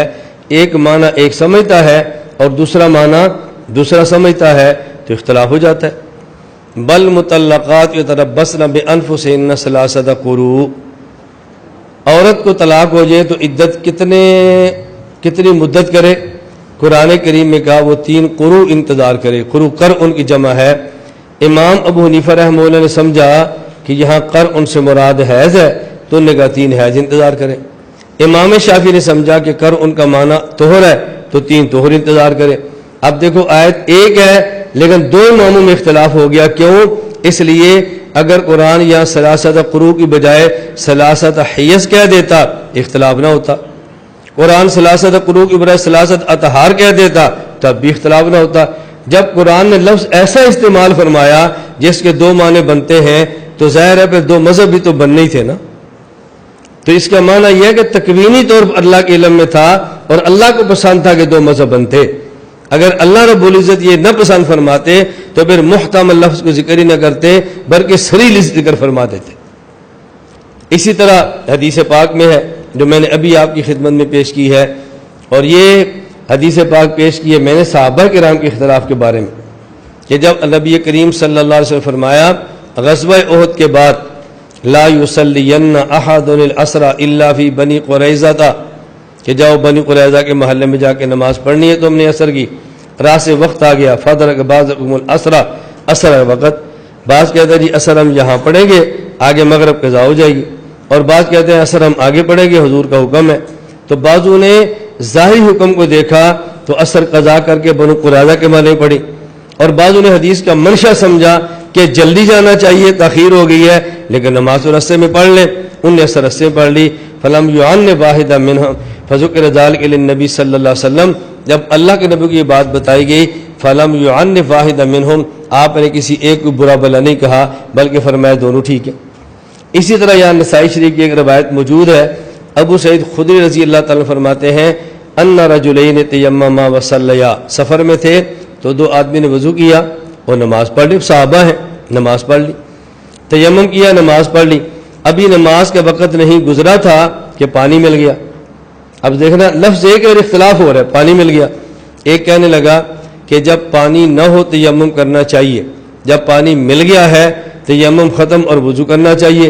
قرآن کریم میں فَإِن لَّمْ تَجِدُوا مَاءً فَتَيَمَّمُوا، تیمم کی شرط ہے کہ پانی نہ ملے، جب پانی ملا وقت کے اندر ملا تیمم ختم ہو گیا، میں تو وضو کر کے نماز دوبارہ پڑھوں گا۔ دوسرے صحابی کی دلیل یہی ہے، انہوں نے کہا قرآن کریم میں فَإِن لَّمْ تَجِدُوا مَاءً، پانی نہ ملے تیمم کر لو، پانی نہ ملے تیمم کرو۔ جب پانی نہیں ملا ہم نے تیمم کیا اور نماز پڑھ لی۔ اب جو پانی ملا وہ تو بعد میں ہے نا، تو شریعت کے حکم پر تو ہم نے عمل کر لی ہے، نماز پڑھ لی ہے، اب پانی تو بعد میں ملا ہے، اب اگلی نماز میں ہم پانی کے ساتھ وضو کریں گے اور نماز پڑھ لیں گے۔ اب ان دونوں فَإِن لَّمْ تَجِدُوا مَاءً فَتَيَمَّمُوا، لفظ آیت ایک ہی ہے اور مسئلہ دونوں کا الگ الگ ہے۔ جب یہ دونوں نبی پاک صلی اللہ علیہ وسلم خدمت میں آئے تو اللہ کے نبی نے اس شخص کے لیے جس نے نماز 2 بار پڑھی لٹائی، فرمایا کہ تجھے 2 نمازوں کا ثواب ملے گا، پہلی کا بھی دوسری کا بھی، اور جسے نماز نہیں لٹائی اللہ کے نبی فرمانا کہ نماز تیری بھی ہوگی، فقط اصبت سنتا، اور اصل مسئلہ تیرا ہی ہے، اصل مسئلہ وہ ہے جو تو نے عمل کیا ہے، باقی اس کو بھی 2 نمازوں کا اجر مل جائے گا۔ تو یہاں دیکھو آیت ایک ہوتی ہے لیکن آیت کے فہم میں اختلاف ہوتا ہے، حدیث ایک ہوتی ہے اور حدیث کا معنی سمجھنے میں اختلاف ہوتا ہے، اس لیے ایک مسئلے پر 2 مذہب بن جاتے ہیں۔ یہ سوال بڑا اہم ہے، اس کو سمجھنا، یہ بہت زیادہ سوال دہرایا جاتا ہے اور یہ اکثر علماء بھی پوچھتے ہیں، عام بندوں کی بات نہیں، اس لیے اس کو بہت اچھی طرح سمجھنا۔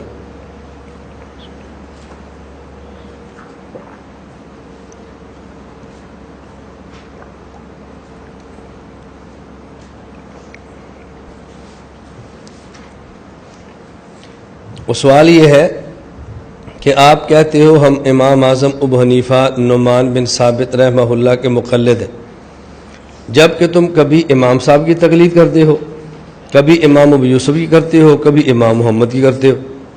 کسی مسئلے پر عمل امام یوسف کے مسئلے پر ہے، کسی پر امام محمد کے مسئلے پر ہے، تو تم تقلید شخصی تو نہیں کرتے، تم امام حنیفہ کی تقلید تو نہیں کرتے، تم بھی تو بدل جاتے ہو۔ اس کا جواب سمجھے، حضرت امام شامی رحمۃ اللہ علیہ نے شامیہ کے مقدمہ میں المطلب فی الرابع، یہ جب آپ کھولیں گے تو آپ کو ملے گا، حضرت امام شامی فرماتے ہیں امام ابو یوسف نے فرمایا ما قلت قولا خالفت فیہ ابا حنیفہ الا قولا قد کان قالہ،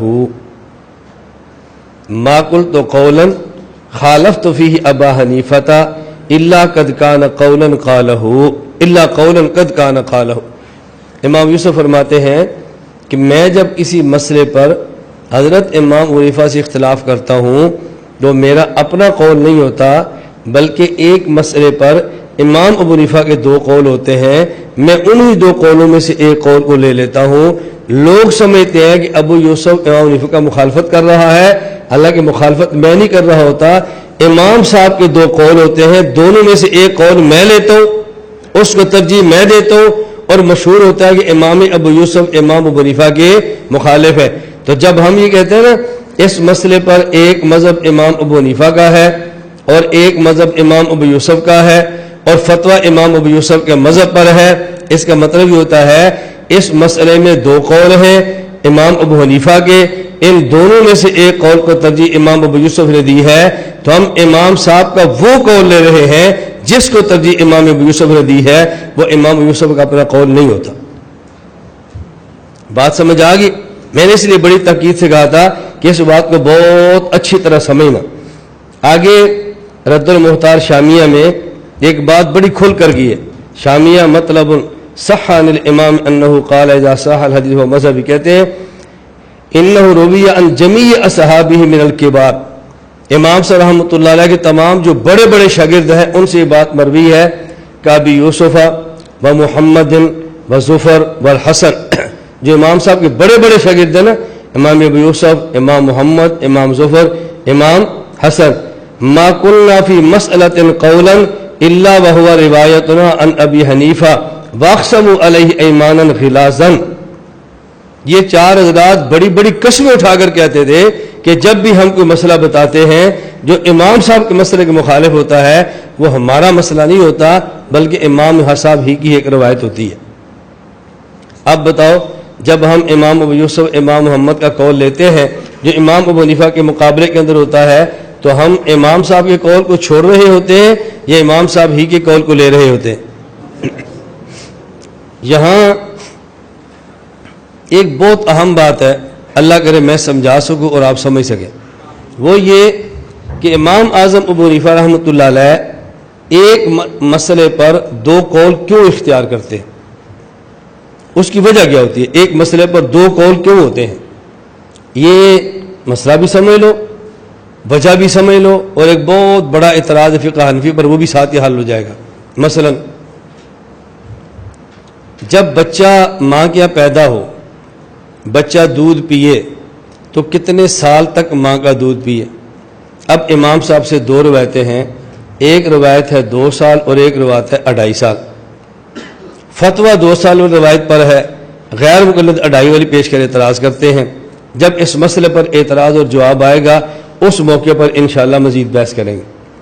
میں صرف یہ بتا رہا ہوں کہ مسئلہ ایک ہے کہ جب بچہ پیدا ہو ماں کا دودھ پیے تو امام صاحب کی اس سے ایک روایت یہ ہے کہ اس کی مدت 2 سال ہے اور ایک روایت کی مدت رضاعت 2.5 سال ہے. اب یہ 2 سال کا قول بھی ہے 2.5 سال کا بھی ہے، ایسا کیوں ہے؟ حضرت امام صاحب فرماتے ہیں کہ آیتیں 2 قسم کی ہیں. ایک آیت ہے والوالدات یرضعن اولادہن حولین کاملین، ماں کو چاہیے کہ اپنے بچے کو 2 سال تک دودھ پلائے. اس سے معلوم ہوتا ہے کہ مدت رضاعت 2 سال ہے. آگے دیکھو فَإِنْ أَرَادَ فِصَالًا، فَإِنْ أَرَادَ فِصَالًا، آگے کیا ہے؟ ایک بول فَإِنْ أَرَادَ فِصَالًا عَنْ تَرَاضٍ بَيْنَهُمَا وَتَشَاوُرٍ فَلَا، دیکھو فَإِنْ أَرَادَ فِصَالًا عَنْ تَرَاضٍ مِنْهُمَا، آگے وَتَشَاوُرٍ فَلَا جُنَاحَ عَلَيْهِمَا، جو پوری مدت دودھ پلانا چاہے تو 2 سال پلائے. آگے کیا ہے؟ پھر اگر یہ دودھ چھڑانا چاہیں باہم رضامندی اور مشورے سے تو کوئی گناہ نہیں ہے. جب مدت رضاعت 2 سال ہے تو 2 سال کے بعد مشورے کی ضرورت ہے، 2 تو چھڑانے چھڑانا ہے. یہ فَإِن یہ فا ہے تعقیب مال وصل کے لیے، 2 سال پورے ہو گئے اور 2 سال کے بعد فا، اب اگر یہ دودھ چھڑانا چاہے مشورے کے ساتھ تو کوئی حرج نہیں. مدت رضاعت ہے ہی 2 سال تو پھر بعد مشورے کی ضرورت کیا ہے؟ اب امام سے فرماتے ہیں اس لفظ فا سے پتہ چل رہا ہے کہ مدت رضاعت ابھی کچھ باقی ہے. اگر 2 سال کے بعد مدت رضاعت ختم ہو جاتی تو پھر یہ بات کہنے کی ضرورت ہی نہیں تھی کہ 2 سال کے بعد دودھ چھڑانا چاہیں تو چھڑا سکتے. اب بات سمجھ آ رہی اور سمجھ آ رہی ہے بات ہے؟ تو فا سے کیا پتہ چل رہا ہے کہ 2 سال سے زیادہ ہے. وہ کتنی ہے؟ 2.5 سال ہے. 3 کتنی ہے؟ اب دوسری آیت قرآن کریم کی وَوَصَّيْنَا الْإِنسَانَ بِوَالِدِهِ إِحْسَانًا حَمَلَتْهُ أُمُّهُ كُرْهًا وَوَضَعَتْهُ كُرْهًا وَحَمْلُهُ وَفِصَالُهُ 30 شهرًا. ماں 3 مشقتیں اٹھاتی ہے. نمبر 1 حملت امہ، بیٹے کو اپنے پیٹ میں رکھتی ہے. وَوَضَعَتْهُ پھر بیٹے کو جنتی ہے. کرہن 2 مشقت. اور تیسری مشقت وَحَمْلُهُ وَفِصَالُهُ 30 شهرًا. اب اس حملہ سے کیا مراد ہے؟ اس حمل سے کیا مراد ہے؟ حمل کا ایک معنی ہوتا ہے کہ پیٹ میں رکھنا جیسے حملت، اور حمل کا ایک معنی ہوتا ہے گود میں رکھنا، گود میں رکھنا جیسے یا پشت پہ رکھنا یعنی پیٹ سے باہر. مثل الذین حملوا التوراۃ ثم لم یحملوها، اب یہ پیٹ کے اندر تو نہیں ہے نا، تو حمل کا ایک معنی ہوتا ہے پیٹ میں رکھنا اور اٹھانا، ایک حمل کا معنی پیٹ سے باہر رکھنا اور اٹھانا. اب یہاں حمل کا معنی کیا کریں گے؟ اگر آپ کہتے ہیں یہ حمل سے مراد ہے پیٹ میں رکھنا، وہ تو پیچھے آ چکے حملتہ، وہ تو آ چکا ہے نا. اب حمل سے کون سا معنی مراد ہوگا؟ گود میں رکھنا.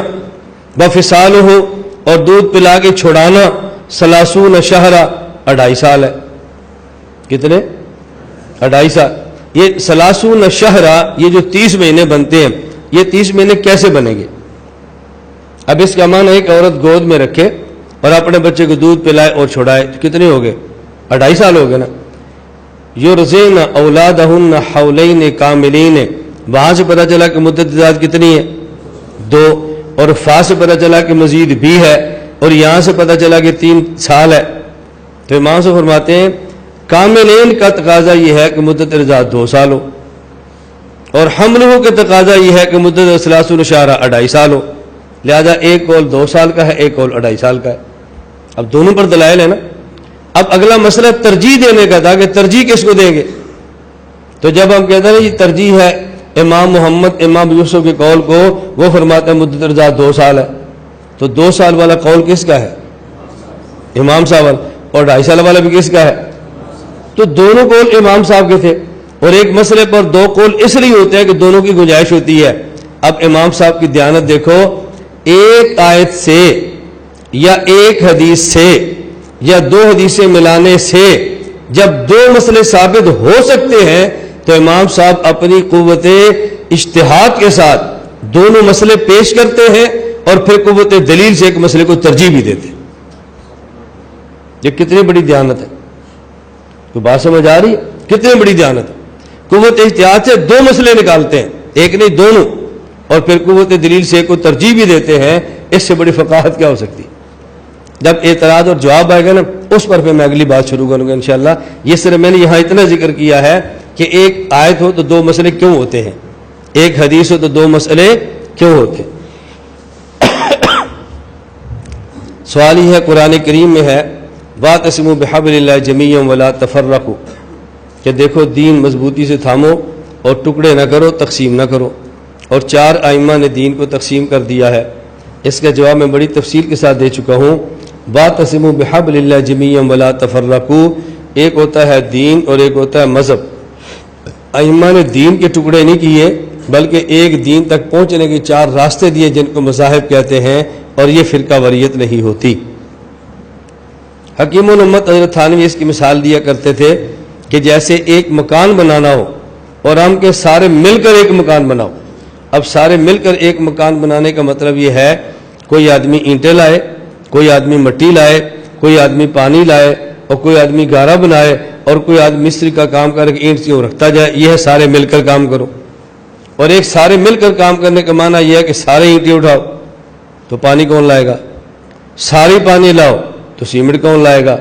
سارے سیمنٹ لاؤ تو مستری بن کے اینٹ پر اینٹ کون رکھے گا؟ تو حضرت نے فرمایا کہ جب قرآن کہتا ہے نا کہ دین کو مضبوطی سے تھامو، تو لوگ سمجھتے اس کا معنی یہ ہوتا ہے کہ مکان بناؤ اور سارے اینٹیں ہی لاؤ، جبکہ اس کا معنی یہ ہوتا ہے کہ مکان سارے مل کے بناؤ. اینٹ والا اینٹ لائے، پتھر والا پتھر لائے، سیمنٹ والا سیمنٹ لائے، اور مستری اپنا کام کرے. اسی طرح ہمارے ائمہ نے دین کو مضبوطی سے تھاما ہے، مضبوطی سے تھاما اور ٹکڑے نہیں کیے. ہاں دین کے جتنے مسئلے نکلتے تھے وہ نکال کر سارے امت کے سامنے پیش کر دیے. اور دوسرا جواب حضرت علامہ خان محمود صاحب دامت برکاتہم دیا کرتے ہیں، وہ فرماتے ہیں 4 مذاہب کا ہو جانا یہ اللہ کی رحمت ہے. اگر 4 مذاہب مدون نہ ہوتے اور 4 مذاہب دنیا میں متعامل نہ ہوتے تو پھر ایک مذہب نہ ہوتا، دنیا میں 1000 فرقے بن جاتے. 4 بننے کے بعد امت کو روک دیا نا کہ 4 بناؤ 5واں نہ بناؤ. جب ان آپ 4 کو چھوڑ کے تحقیق کا دروازہ کھلو گے تو پھر 4 نہیں ہوں گے، 4000 بنیں گے. تو پھر فرقہ واریت بڑھے گی اور کم نہیں ہوگی. اگر بڑھ کی فرقہ واریت کو روکنا ہے تو پھر اس کو 4 کے اوپر روک دو. وہ جو اختلاف والا ذوق تھا وہ بھی رہ جائے گا اور کوئی فرقے بھی نہیں بنے گے. ہر بندے میں تب اختلاف والا ذوق تو ہے نا، وہ اختلافی ذوق بھی رہ جائے گا اور امت فرقہ واریت سے بھی بچ جائے گی. اعتراض کہتے ہیں کہ قرآن کریم اور حدیث پاک میں کہیں اس بات کا حکم دیا گیا ہے کہ ابو حنیفہ کی تقلید کرو، ابو حنیفہ کی تقلید کرو. ہم کہتے ہیں کہ دیکھیں قرآن کریم میں یہ تو حکم دیا ہے اطیعوا الرسول اطیعوا اللہ و اطیعوا الرسول اولی الامر منکم، کہ تقلید کرو، فقہا کی بات مانو. کس فقیہ کی بات مانو گے؟ جو فقیہ تمہیں میسر ہوگا. یہ تو ہے کہ قرآن کریم کی 7 قراتیں ہیں، لیکن اس میں یہ تو نہیں کہا گیا کہ تم قرات فلاں امام کی لو اور فلاں قاری کی لو. بھئی 7 قراتیں ہیں اور جو قرات تمہارے یہاں متواتر اور متوارث ہے اس قرات پہ عمل کر لو. قرآن نے یہ تو حکم دیا ارکعوا مع الراکعین کے باجماعت نماز پڑھو. یہ تو نہیں کہ فلاں امام کے پیچھے نماز پڑھو، امام جو تمہیں میسر ہوگا اس کے پیچھے نماز پڑھ لو۔ اسی طرح یہ حکم تو دیا تقلید کرو، لیکن یہ نہیں کہ فلاں امام کی کرو، جو امام میسر ہوگا اس امام کی تقلید کر لو۔ پھر وہ یہاں پر اعتراض کرتے ہیں، اچھا تم یہ بتاؤ، ایک حوالہ پیش کر دو، امام ابو حنیفہ نے کبھی فرمایا ہو کہ تم میری تقلید کرو؟ کبھی انہوں نے کہا میری تقلید کرو؟ تمہیں بڑا شوق ہے تقلید کرنے کا، وہ تو نہیں کہتے میری تقلید کرو۔ ہم انہیں کہتے ہیں کہ تم 1,25,000 کم و بیش صحابہ کرام میں سے کسی ایک صحابی کا نام لے کر بتا دو جو یہ کہے کہ مجھے صحابی مانو، مجھے مانو، میں صحابی ہوں۔ کبھی کسی نے کہا کہ مجھے صحابی مانو؟ وہی جب وہ صحابی ہیں تو ان کو کہنے کی حاجت نہیں کہ مجھے صحابی مانو، وہ صحابی ہیں، ان کو ماننا ہمارے ذمہ ہے۔ امام ابو حنیفہ مجتہد ہے، اجتہاد کیا ہی اس لیے کہ امت مسائل پہ عمل کرے، تو وہ کہے یا نہ کہے، جب مجتہد ہیں ان کا مسئلہ میں ملتا ہے تب ان کو مجتہد مانیں گے۔ تو یہ سوال بے سود ہے۔ کبھی انہوں نے کہا ہو کہ تم مجھے مانو، یہ بالکل ایسی ہے جیسی آپ کے مسجد محلے میں 2 مسئلے ہوں اور آپ نماز کہاں پڑھنی ہے، میں تو اس کے پیچھے پڑھتا ہوں، میں بتاؤ کبھی اس نے کہا میرے پیچھے نماز پڑھو؟ کہا نہیں، تو پھر کیوں پڑھتے ہو؟ ادھر پڑھا کرو نا۔ آپ کو یار محلے کی 2 مسئلے، جو میرا ہم مسئلہ کیا ہے، ہم مزاج ہے، جو مجھے قریب ہے، میں وہاں پڑھتا ہوں۔ نہیں، اس نے کبھی کہا نہیں، تو پھر کیوں جاتے ہو پڑھنے کے لیے؟ یہ عجیب بات ہے بھائی، جب مسجد موجود ہے، امام موجود ہے، جماعت ہوتی ہے، تو امام اعلان اب تھوڑا کرے گا کہ میرے پیچھے آ کے نماز پڑھو۔ امام حنیفہ مجتہد ہیں، اجتہاد کیا، مسائل استنباط کر کے دے دیے، اس لیے دیے کہ ان کے اوپر عمل کرو۔ اب یہ کہنا باقی رہ گیا کہ نہیں مجھے، کبھی انہوں نے کہا کہ مجھے امام مانو، جب کہے گے تو پھر ماننا۔ سوال، یعنی ان 4 ائمہ میں سے پہلے کیا لوگ کسی امام کی تقلید کرتے تھے؟ ہم نے کہا جی کرتے تھے، میں پہلے بتا چکا ہوں۔ مکہ مکرمہ میں تقلید ہوتی ہے عبداللہ بن عباس رضی اللہ عنہما کی، مدینہ منورہ میں تقلید ہوتی ہے زید بن ثابت رضی اللہ عنہ کی، بصرہ میں تقلید ہوتی ہے انس بن مالک رضی اللہ عنہ کی، اور یمن میں تقلید ہوتی ہے معاذ بن جبل رضی اللہ عنہ کی، اور کوفہ میں تقلید ہوتی ہے عبداللہ بن مسعود رضی اللہ تعالی عنہ کی۔ تو امام صاحب سے پہلے صحابہ کرام پہ تقلید ہوتی تھی۔ پھر سوال کہ امام تو کئی ہیں، تم ان کئی اماموں میں سے صرف 4 ہی کی تقلید کی بات کرتے ہو، باقی ائمہ کی بات کیوں نہیں کرتے؟ میں بڑی وضاحت سے اس بات پہ کر چکا ہوں، تقلید اس امام کی کرتے ہیں جس امام کا مذہب اصول اور فروع کے اعتبار سے مدون ہو کر مقلد کے پاس پہنچا ہو۔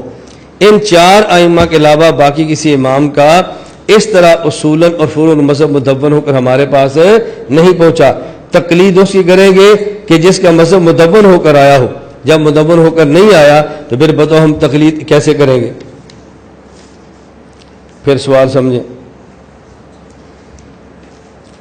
تو اگر یہ 4 امام ہیں ان کی تقلید ہی کرنی ہے تو پھر 4 میں سے ایک کی تقلید کیوں کرتے ہو؟ 4 کی کر لو، کوئی مسئلہ اس امام کو لے لو، کوئی مسئلہ اس امام کو لے لو، کوئی مسئلہ اس امام کو لے لو، پھر یوں کیوں نہیں کرتے؟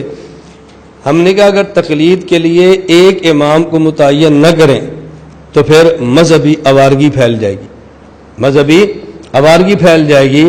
کیوں؟ سردی کا موسم ہے اور اس کے جسم سے خون نکلا اور بہہ پڑا تو یہ کہے گا جی میں وضو نہیں کروں گا کیونکہ امام شافعی کا وضو نہیں ٹوٹا، سردی ہے نا، نہیں کرے گا۔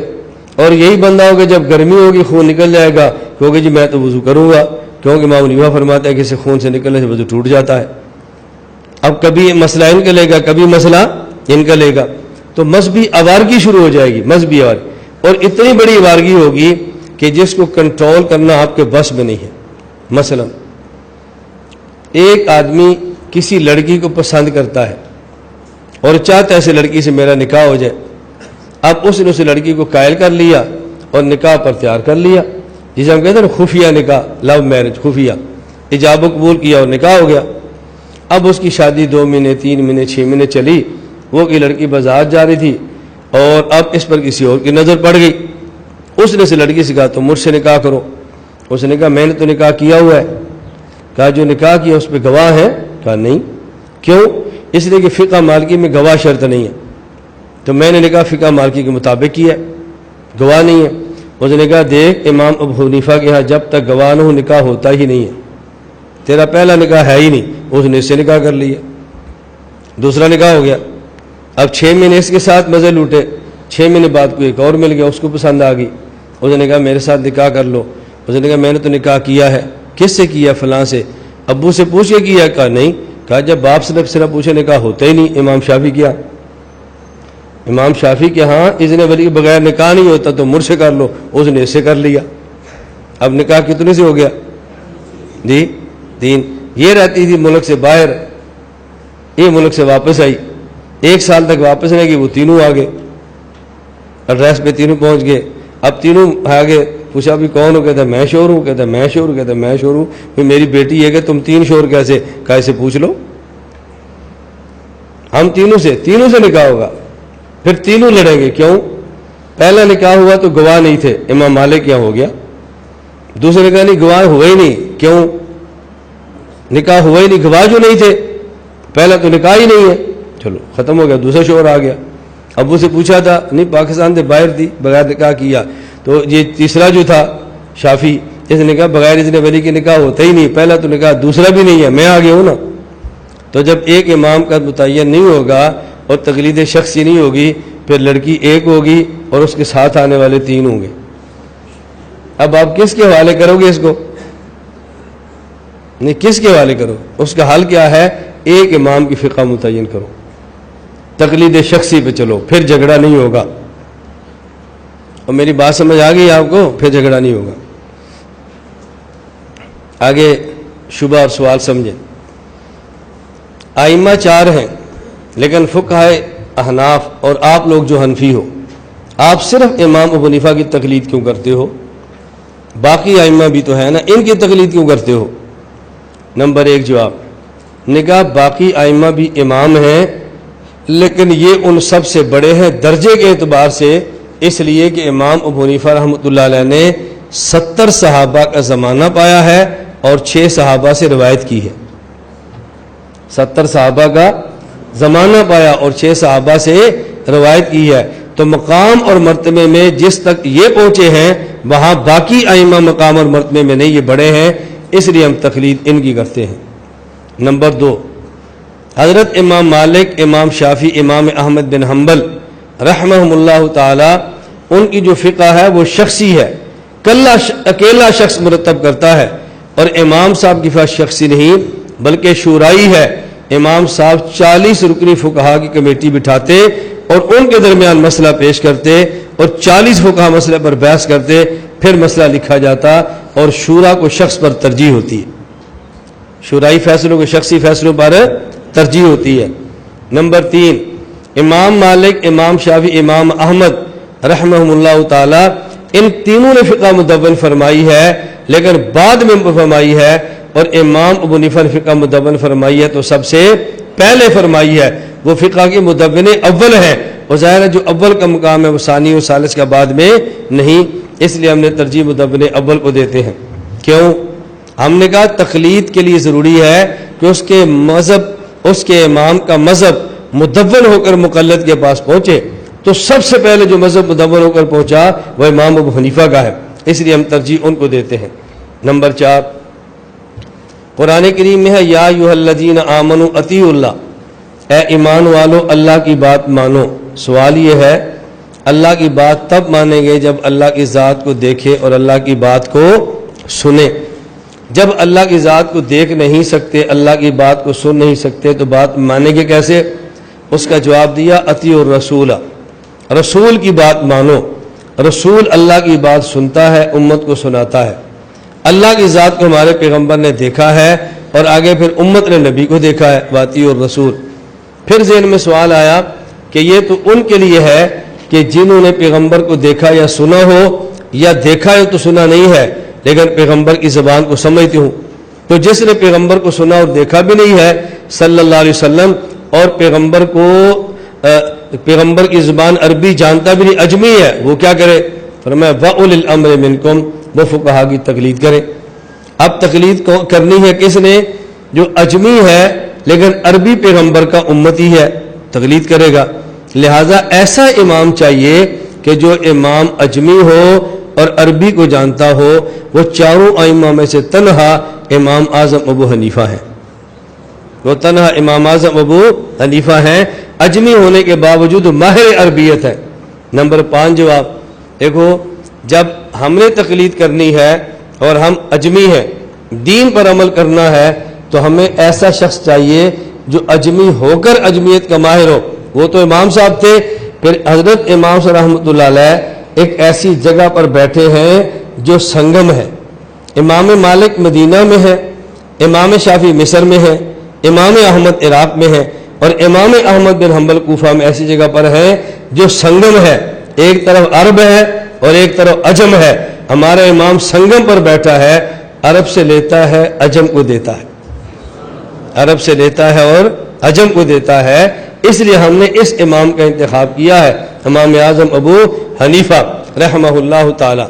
اور ایک چھٹی بات، یہ بڑا دقیق نکتہ ہے، بڑا دقیق، اللہ کرے آپ کو سمجھ آئے، وہ یہ کہ رسول اکرم صلی اللہ علیہ وسلم پر جب یہ آیت نازل ہوئی، هو الذی بعث فی الامیین رسولا منہم یتلو علیہم آیات ویزکیہم ویعلمہم الکتاب والحکمہ وان کانوا من قبل لفی ضلال مبین وآخرین منہم لما یلحقوا بہم وہو العزیز الحکیم ذالک فضل اللہ یؤتیہ من یشاء واللہ ذو الفضل العظیم۔ جب یہ آیت نازل ہوئی کہ اللہ نے حضور پاک کو امیین میں نبی بنا کر بھیجا، امیین سے مراد عرب ہے، وآخرین اور آخرین کے لیے نبی بنا کر بھیجا، تو صحابہ نے پوچھا، صحیح بخاری میں روایت موجود ہے، یا رسول اللہ من ہم، یہ آخرین کون ہے؟ آپ نے سلمان فارسی کے کندھے پر ہاتھ رکھا رضی اللہ عنہ، اور آپ نے فرمایا لو کان العلم لو کان الایمان، ایک روایت میں لو کان الدین، لو کان الایمان عند الثریا لتنالہ رجال من اہل فارس، اگر علم اور ایمان یہ ثریا پر بھی چلا گیا تو کچھ لوگ فارسی ایسے آئیں گے جو وہاں سے بھی علم اور ایمان کو لے کر آئیں گے۔ اب ثریا ستارے کو کہتے ہیں، اللہ کے نبی نے فرمایا اصحابی کالنجوم فبأیہم اقتدیتم اہتدیتم، میرے صحابہ ستاروں کی مانند ہیں، اور جس ستارے کو بھی تم پیچھے چلو گے تم ہدایت پا جاؤ گے۔ اللہ کے نبی نے فرمایا کہ جب دین ستارے کے پاس، اگر دین ستارے تک یعنی ستارے ثریا تک رہ گیا تو فارسی بندہ وہاں سے بھی جا کر لائے گا۔ اس کا مطلب کیا کہ جب نبی دنیا سے رخصت ہو جائے گا، نجوم ہدایت ستارے ہدایت جائیں گے، تو وہ شخص جو ان ستاروں سے دین لے کر امت کو دے گا وہ فارسی ہوگا۔ ائمہ اربعہ میں سے واحد امام ابو حنیفہ ہے جو فارسی بھی ہے اور ستاروں صحابہ سے ملاقاتیں بھی۔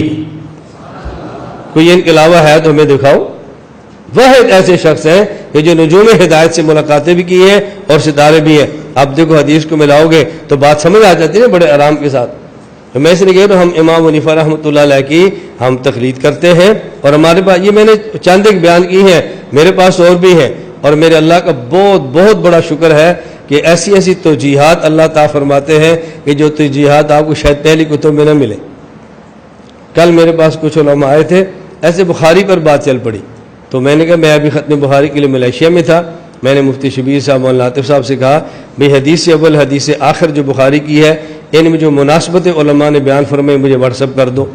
ان نے جو مناسب واٹس اپ کی جتنی تھی بھجوا دی، 4 تھی، 4 یا 5۔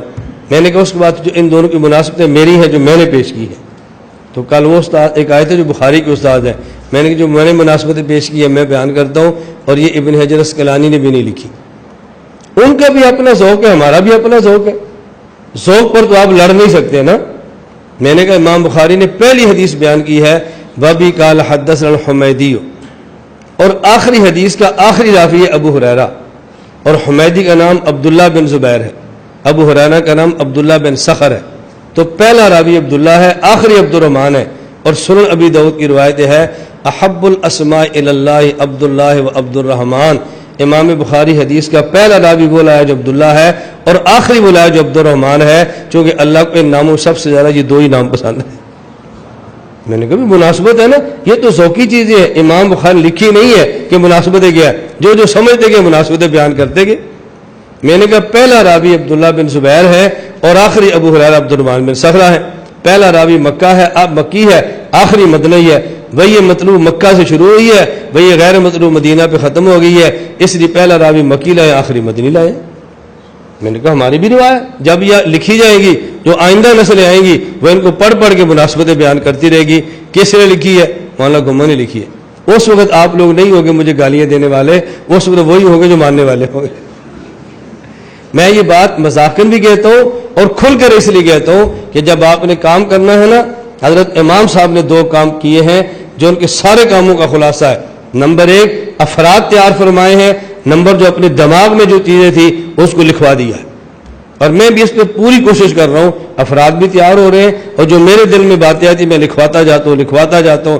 غلط ہوگا تو کانٹا پھر جائے گا، صحیح ہو جائے گا تو اللہ اس کو امت پہ چلا دیں گے. لیکن چیزیں کون سی ہیں؟ اکابر کے علوم کی نقل اور ان علوم کی شرح. بس اپنی طرف سے کوئی بات ہم اضافہ نہیں کرتے. اللہ میں بات سمجھنے کی توفیق عطا فرمائے. تقریر ترمذی شیخ الہند مولانا محمود حسن دیوبندی رحمۃ اللہ علیہ کی ہے. اس کو غیر مقلد بڑے شور سے پیش کرتے ہیں.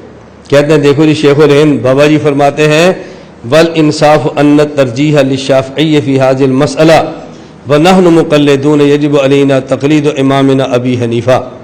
کہ امام ابو حنیفہ امام شیخ الہند رحمۃ اللہ علیہ ایک مسئلہ بیان فرما رہے ہیں اور اس مسئلے میں کہتے ہیں انصاف یہ ہے کہ ترجیح اس مسئلے میں امام شافعی کو ہے، لیکن چونکہ ہم مقلد امام حنیفہ کے ہیں اس لیے ہم امام کے پابند ہیں. ہم امام شافعی کی رائے کو چھوڑ کے امام صاحب کی رائے کو قبول کریں گے. وہ کہتے ہیں دیکھو اسے کہتے ہیں تقلید جامد. اسے کہتے ہیں تقلید جامد کہ کہہ بھی رہے ہیں بل انصاف ان ترجیح. انصاف کی بات یہ ہے کہ مسئلہ راجع امام شافعی کا، لیکن ہم نے انصاف کو بھی چھوڑ دینا ہے، سب کو چھوڑ دیں. کیوں؟ مقلد ہے نا، ہم مقلد ہیں، ہم کیوں انصاف کی بات لیں؟ کہتے ہیں ہم اس تقلید کے مخالف ہیں. اس تقلید ہم نے کہا بات سمجھو. بل انصاف ان ترجیح، یہ جو فرمایا کہ اس مسئلے پر ترجیح امام شافعی کے قول کو ہے اور مرجوع امام ابو حنیفہ کا قول ہے، تو یہ اجتہاداً فرمایا یا نصاً فرمایا؟ جی اجتہادی ہے نا. یعنی فرما رہے ہیں کہ میری رائے یہ ہے کہ اس مسئلے پر راجح قول امام شافعی کا ہے اور مرجوع قول امام صاحب کا ہے. اب یہ جو میری رائے ہے یہ تو میری رائے میرا اجتہاد ہے نا، اور ہم مقلد امام صاحب ایک ان کا اجتہاد ہے. اگر میرا اجتہاد امام صاحب کے اجتہاد کو مرجوع قرار دے دے تو میں اپنے امام کو اجتہاد کو اپنے اجتہاد پر ترجیح دوں گا، چونکہ میں مقلد ہوں اور وہ مجتہد ہے. اور سمجھ آئی؟ میں مقلد ہوں اور وہ مجتہد ہے. ان کی رائے میری رائے سے وزنی ہے. میری رائے اگر کہہ بھی دے اس مسئلے پر امام شافعی کی رائے راجح ہے، ان کی مرجوح ہے، لیکن میں اپنی رائے دفن کر دوں گا اور امام کی بات مانوں گا. کیوں؟ نحن مقلدون یجب علینا تقلید امامنا ابی حنیفہ. یہ بات سمجھ آ گئی؟ ایک جواب تو یہ. اور دوسرا جواب سمجھو. دوسرا جواب یہ ہے کہ ایک ہوتا ہے حق بمقابلہ خطا، اس میں حق پر اجران ملتے ہیں اور خطا پر اجرن ملتا ہے. حق پر 2 اجر اور خطا پر 1 اجر. اب اگر امام شافعی کا مسئلہ لیں جس کو حق سمجھ رہے ہیں تو اجران مل جائیں گے، اور اگر امام حنیفہ کا مسئلہ لیں جس کو خطا سمجھ رہے ہیں تو اجرن مل جائے گا. یہی ہوگا نا بھائی؟ امام شافعی کا مسئلہ لیں جس کو ثواب سمجھتے ہیں تو اجران 2 اجر بن جائیں گے، اور اگر امام صاحب کرے تو جس کو خطا سمجھتے تو 1 اجر ملے گا. اب اگر لیں گے تو اجران اجر کا فرق ہو نا، تو ہم کہتے ہیں ایسے ہوتا ہے کہ بندہ عقیدت میں آ کر اجران کو چھوڑ دیتا ہے، عقیدت کو نہیں چھوڑتا. انسان کبھی بڑے سے عقیدت ہو تو 2 اجر چھوڑ کر 1 اجر لے لیتا ہے، لیکن عقیدت کو قربان کرنے کے لیے تیار نہیں ہوتا. اللہ آپ سب کو عمرے کی توفیق عطا فرمائے، اللہ حج کی بھی توفیق عطا فرمائے، اللہ آپ کی برکت سے ہمیں بھی لے جائے. آپ جب وہاں جائیں عمرے کے لیے تو عمرہ مکہ مکرمہ ہوتا ہے یا مدینہ منورہ؟ مکہ مکرمہ ہوتا ہے. عمرے میں مکہ مکرمہ کے بعد آپ مدینہ منورہ بھی جائیں گے یا نہیں جائیں گے؟ کیوں جائیں گے؟ نہیں کیوں جائیں گے؟ حرم مکہ میں 1 نماز پر ثواب ہے 1,00,000 نماز کا، اور مسجد نبی میں 1 نماز پر ثواب ہے 50,000 کا. تو ہم کہتے ہیں نا، غیر مقلد کہتے ہیں 1,000 کا، ایک کا. وہ کہتے ہیں 50 حدیث ضعیف ہے. ہم نے کہا چلو جو ضعیف اجر ہمیں مل جائے، جو کبھی ہے وہ تمہیں مل جائے. تمہیں 1,000 کا ملے، اللہ ہمیں 50,000 کا دے. اب بات سمجھو، حرم مکہ میں نماز پڑھے تو ایک نماز پر اجر ہے 1,00,000 کا، اور مسجد نبی میں نماز پڑھے تو ایک نماز پر اجر ہے 50,000 کا۔ تو عمرہ آپ کیوں کرتے ہیں؟ تاکہ ثواب ملے یا ثواب نہ ملے؟ تو وہاں جانے پر زیادہ ثواب مکہ میں ہے یا مدینہ منورہ میں؟ تو پھر آپ مدینہ کیوں جاتے ہیں؟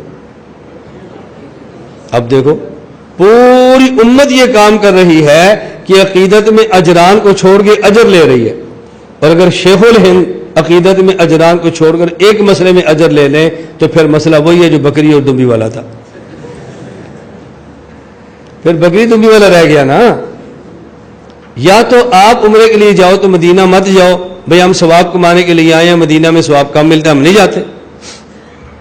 تو پوری دنیا عقیدت میں اجران کو چھوڑ کر اجر کو لیتی ہے، یہ کوئی انوکھی بات نہیں ہے۔ حضرت اکاڑوی رحمۃ اللہ علیہ مکہ مکرمہ سے مدینہ منورہ بس پہ جا رہے تھے تو حضرت نے فرمایا کہ اگلی صف پر بھی ایک بیٹھا تھا، پچھلی صف پر بھی بیٹھا تھا، اور اس ساتھ والے کے کان میں خسر خسر کر رہا تھا کہ دیکھو تم مدینہ منورہ جا رہے ہو تو مسجد نبی کی زیارت کی نیت کرنا اور رسول اکرم صلی اللہ علیہ وسلم کی قبر کی زیارت کی نیت نہ کرنا۔ تم یہ نیت کرو کہ میں مسجد نبی جا رہا ہوں، یہ نیت نہ کرنا کہ میں قبر کی طرف جا رہا ہوں۔ حضرت اکاڑوی رحمۃ اللہ فرماتا ہے میں سن رہا تھا تو میں نے کہا یہ جھوٹ بولتا ہے، یہ جھوٹ بول رہا ہے، تو نیت حضور کی قبر کی رکھنا۔ اس نے کہا جی کیوں؟ حضرت اکاڑوی فرماتے ہیں میں نے اسے پوچھا کہ بیٹا تو پاکستان کہاں رہتا ہے؟ اس نے کوئی پنجاب کا شہر بتایا، تو میں نے کہا تو پنجاب سے اتنے پیسے خرچ کر کے سعودیہ میں کیوں آیا؟ اس نے کہا جی عمرہ کرنے کے لیے۔ تو میں نے پوچھا کہ عمرہ مکہ میں ہوتا ہے یا مدینہ میں ہوتا ہے؟ کہتا جی مکہ میں ہوتا ہے۔ تو فرمایا پھر تو مدینہ کیوں جا رہا ہے، عمرہ تو ہو گیا۔ کہا جی مسجد نبی کے لیے۔ حضرت نے فرمایا تو مسجد نبی دیکھنی تھی تو اپنے محلے کی مسجد میں نمازیں پڑھتا رہتا، اگر نماز ہی پڑھنی تھی۔ کہا جی وہاں نماز پڑھے تو ثواب زیادہ ہوتا ہے کم ہوتا ہے؟ اپنے محلے کی مسجد میں نماز پڑھو تو ثواب کم ہوتا ہے، یہاں پڑھو گا تو زیادہ ہوتا ہے۔ حضرت نے فرمایا محلے کی مسجد میں نماز پڑھے تو کتنا ثواب ملتا ہے؟ کہتا جی 1 پر 27 کا۔ فرمایا یہاں پڑھو تو پھر؟ کہتا جی 1 پر 1,00,000 کا۔ فرمایا جو مسجد نبی جا رہے وہاں کتنا ملتا ہے؟ کہا جی 1 پر 1,000 کا۔ فرمایا میں یہی بات تو کہہ رہا ہوں، اگر تو ثواب کمانے کے لیے آتا تو پھر مکہ سے مدینہ نہ جاتا، اگر تو ثواب کے لیے آیا ہوتا تو مکہ سے مدینہ نہ جاتا۔ مکہ مکرمہ میں ثواب زیادہ ہوتا ہے، مدینہ میں تو کم ہوتا ہے۔ اس کا معنی یہ ہے ہم جو مکہ مکرمہ سے مدینہ جا رہے ہیں صرف ثواب کمانے کے نہیں بلکہ ایسی شخصیت کے لیے جو مکہ میں نہیں مدینہ میں ہے۔ بیٹا بتا وہ کون ہے؟ وہ کون ہے؟ بولو کون ہے؟ حضور اکرم صلی اللہ علیہ وسلم۔ تو مکہ سے تو مدینہ ان کے لیے جا رہے ہیں، تو پھر ان کی بھی نیت نہ کرے تو نیت کرے گی کس کی؟ جی مسجد نبی کی۔ یہ نہیں کہتے مسجد کی بلکہ مسجد نبی کی، یہ نہیں کہتے مسجد کی بلکہ مسجد نبوی کی۔ اس کا معنی جس مسجد میں جا رہے ہیں اس مسجد کو شرف بھی اس قبر والے کی وجہ سے ہے، یہ صرف مسجد نہیں ہے، مسجد نبوی ہے، اس کو تو نسبت بھی انہی کی وجہ سے ہے۔ تو جن کی وجہ سے نسبت ملی ہے ان کی نیت کرے تو شرک ہوگا، اور جو مسجد بس کی نیت کرے تو عبادت ہو جائے گی۔ میں خیر صرف یہ سمجھا رہا تھا کہ کبھی عقیدت میں اجران کو چھوڑ کے اجر کو لے لیا جاتا ہے۔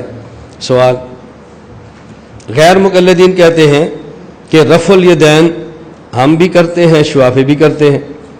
شافی کریں اس کو یہاں پر ہم چھوڑ دیتے ہیں، اس کو رفع الیدین کی بحث کے اندر ہو گیا مسئلہ نہیں ہوا، بس یہ وہاں پر بات آئے گی تاکہ سوال میں تکرار نہ ہو، ذرا اس کو تفصیل سے سمجھانا پڑتا ہے، وقت زیادہ لگ جائے گا۔ اگلا دیکھیں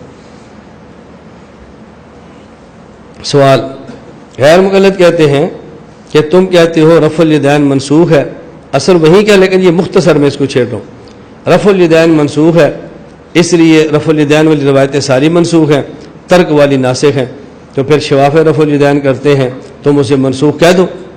ہمیں کہتے ہو منسوخ ہے، انہیں منسوخ کیوں نہیں کہتے؟ ہم کہتے ہیں تو پھر منسوخ پر تو عمل کرنا جائز ہی نہیں ہے، پھر شوافے کے لیے گنجائش کیوں نکالتے ہو؟ ہم نے کہا نسخ کی 2 قسمیں ہیں، ایک ہے نسخ اجتہادی اور ایک ہے نسخ منسوس۔ جو نسخ منسوس ہو اس پر عمل کرنا جائز نہیں، اور جو نسخ اجتہادی ہو اجتہاد سے منسوخ قرار دے، وہ جو منسوخ سمجھتا ہے اس پر عمل جائز نہیں ہے، اور جو نہیں سمجھتا اس کے نزدیک عمل کرنا جائز ہے۔ کنت نہیتکم عن زیارت القبور فزوروها، میں پہلے قبرستان جانے سے منع کرتا تھا، اب تمہیں اجازت دیتا ہوں. تو منع والا حکم منسوخ ہو گیا نا، یہ نسخ منسوخ ہے، لہٰذا اب منع کرنا جائز نہیں ہوگا بلکہ زیارت کرنا جائز ہے. اور منع پہلے منع کرتا تھا، اب میں نے اجازت دی، اب کو منع کرے گا تو منع کرنے والا حکم منسوخ ہو چکا ہے اور حدیث کی وجہ سے ہوا ہے، لہذا اب منع کرنا جائز نہیں. اور الوضو مما مست النار یہ بھی منسوخ ہے، لیکن یہ نسخ اجتہادی ہے، یہ نسخ منسوخ نہیں ہے. آخری سوال بڑا اہم ہے اور اس کو سمجھ لیں گے تو فائدہ بہت ہوگا. عام طور پہ غیر مقلدین اعتراض یہ کرتے ہیں کہ دیکھو قرآن کریم میں ہے الیوم اکملت لکم دینکم واتممت علیکم نعمتی دینا ورضیت لکم الاسلام دینا، کہ اللہ رب العزت نے فرمایا ہم نے دین کامل اور مکمل کر دیا ہے. جب یہ دین کامل اور مکمل ہوا تو فقہ حنفی تھی؟ جی نہیں تھی. تو جب فقہ حنفی نہیں تھی تو بعد میں آئی، اور بعد کی پیداوار کو محدث کہتے ہیں، محدث بدعت ہوتی ہے، لہذا فقہ حنفی بدعت ہے اور بدعت سے بچنا بہت ضروری ہے. اگر کوئی غیر مقلد آپ سے کہے کہ فقہ حنفی نبی کریم صلی اللہ علیہ وسلم کے دور میں تھی تو آپ نے سینہ تان کر کہنا ہے کہ نبی کریم صلی اللہ علیہ وسلم کے دور میں تھی. اگر پوچھے فقہ حنفی حضور پاک کے دور میں تھی تو آپ نے کہنا ہے فقہ حنفی حضور پاک کے دور میں، سب کو حضور پاک کے دور میں تھی.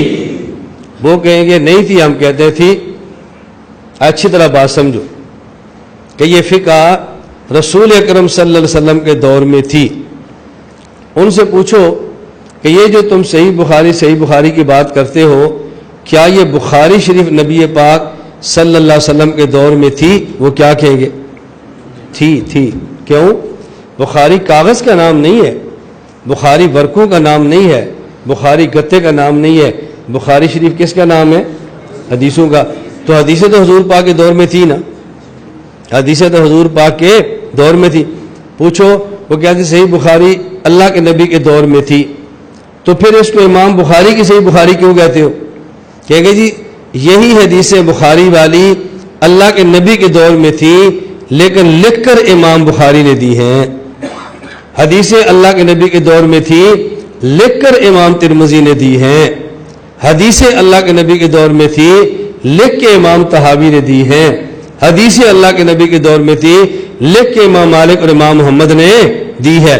ہم کہتے ہیں اسی طرح فقہ قرآن شریف کے نیچے آیات کے اندر تھی، فقہ حدیث مبارک کے اندر حدیث کے نیچے اس وقت بھی تھی، لیکن نکال کے امام اعظم ابو حنیفہ نے دی ہے.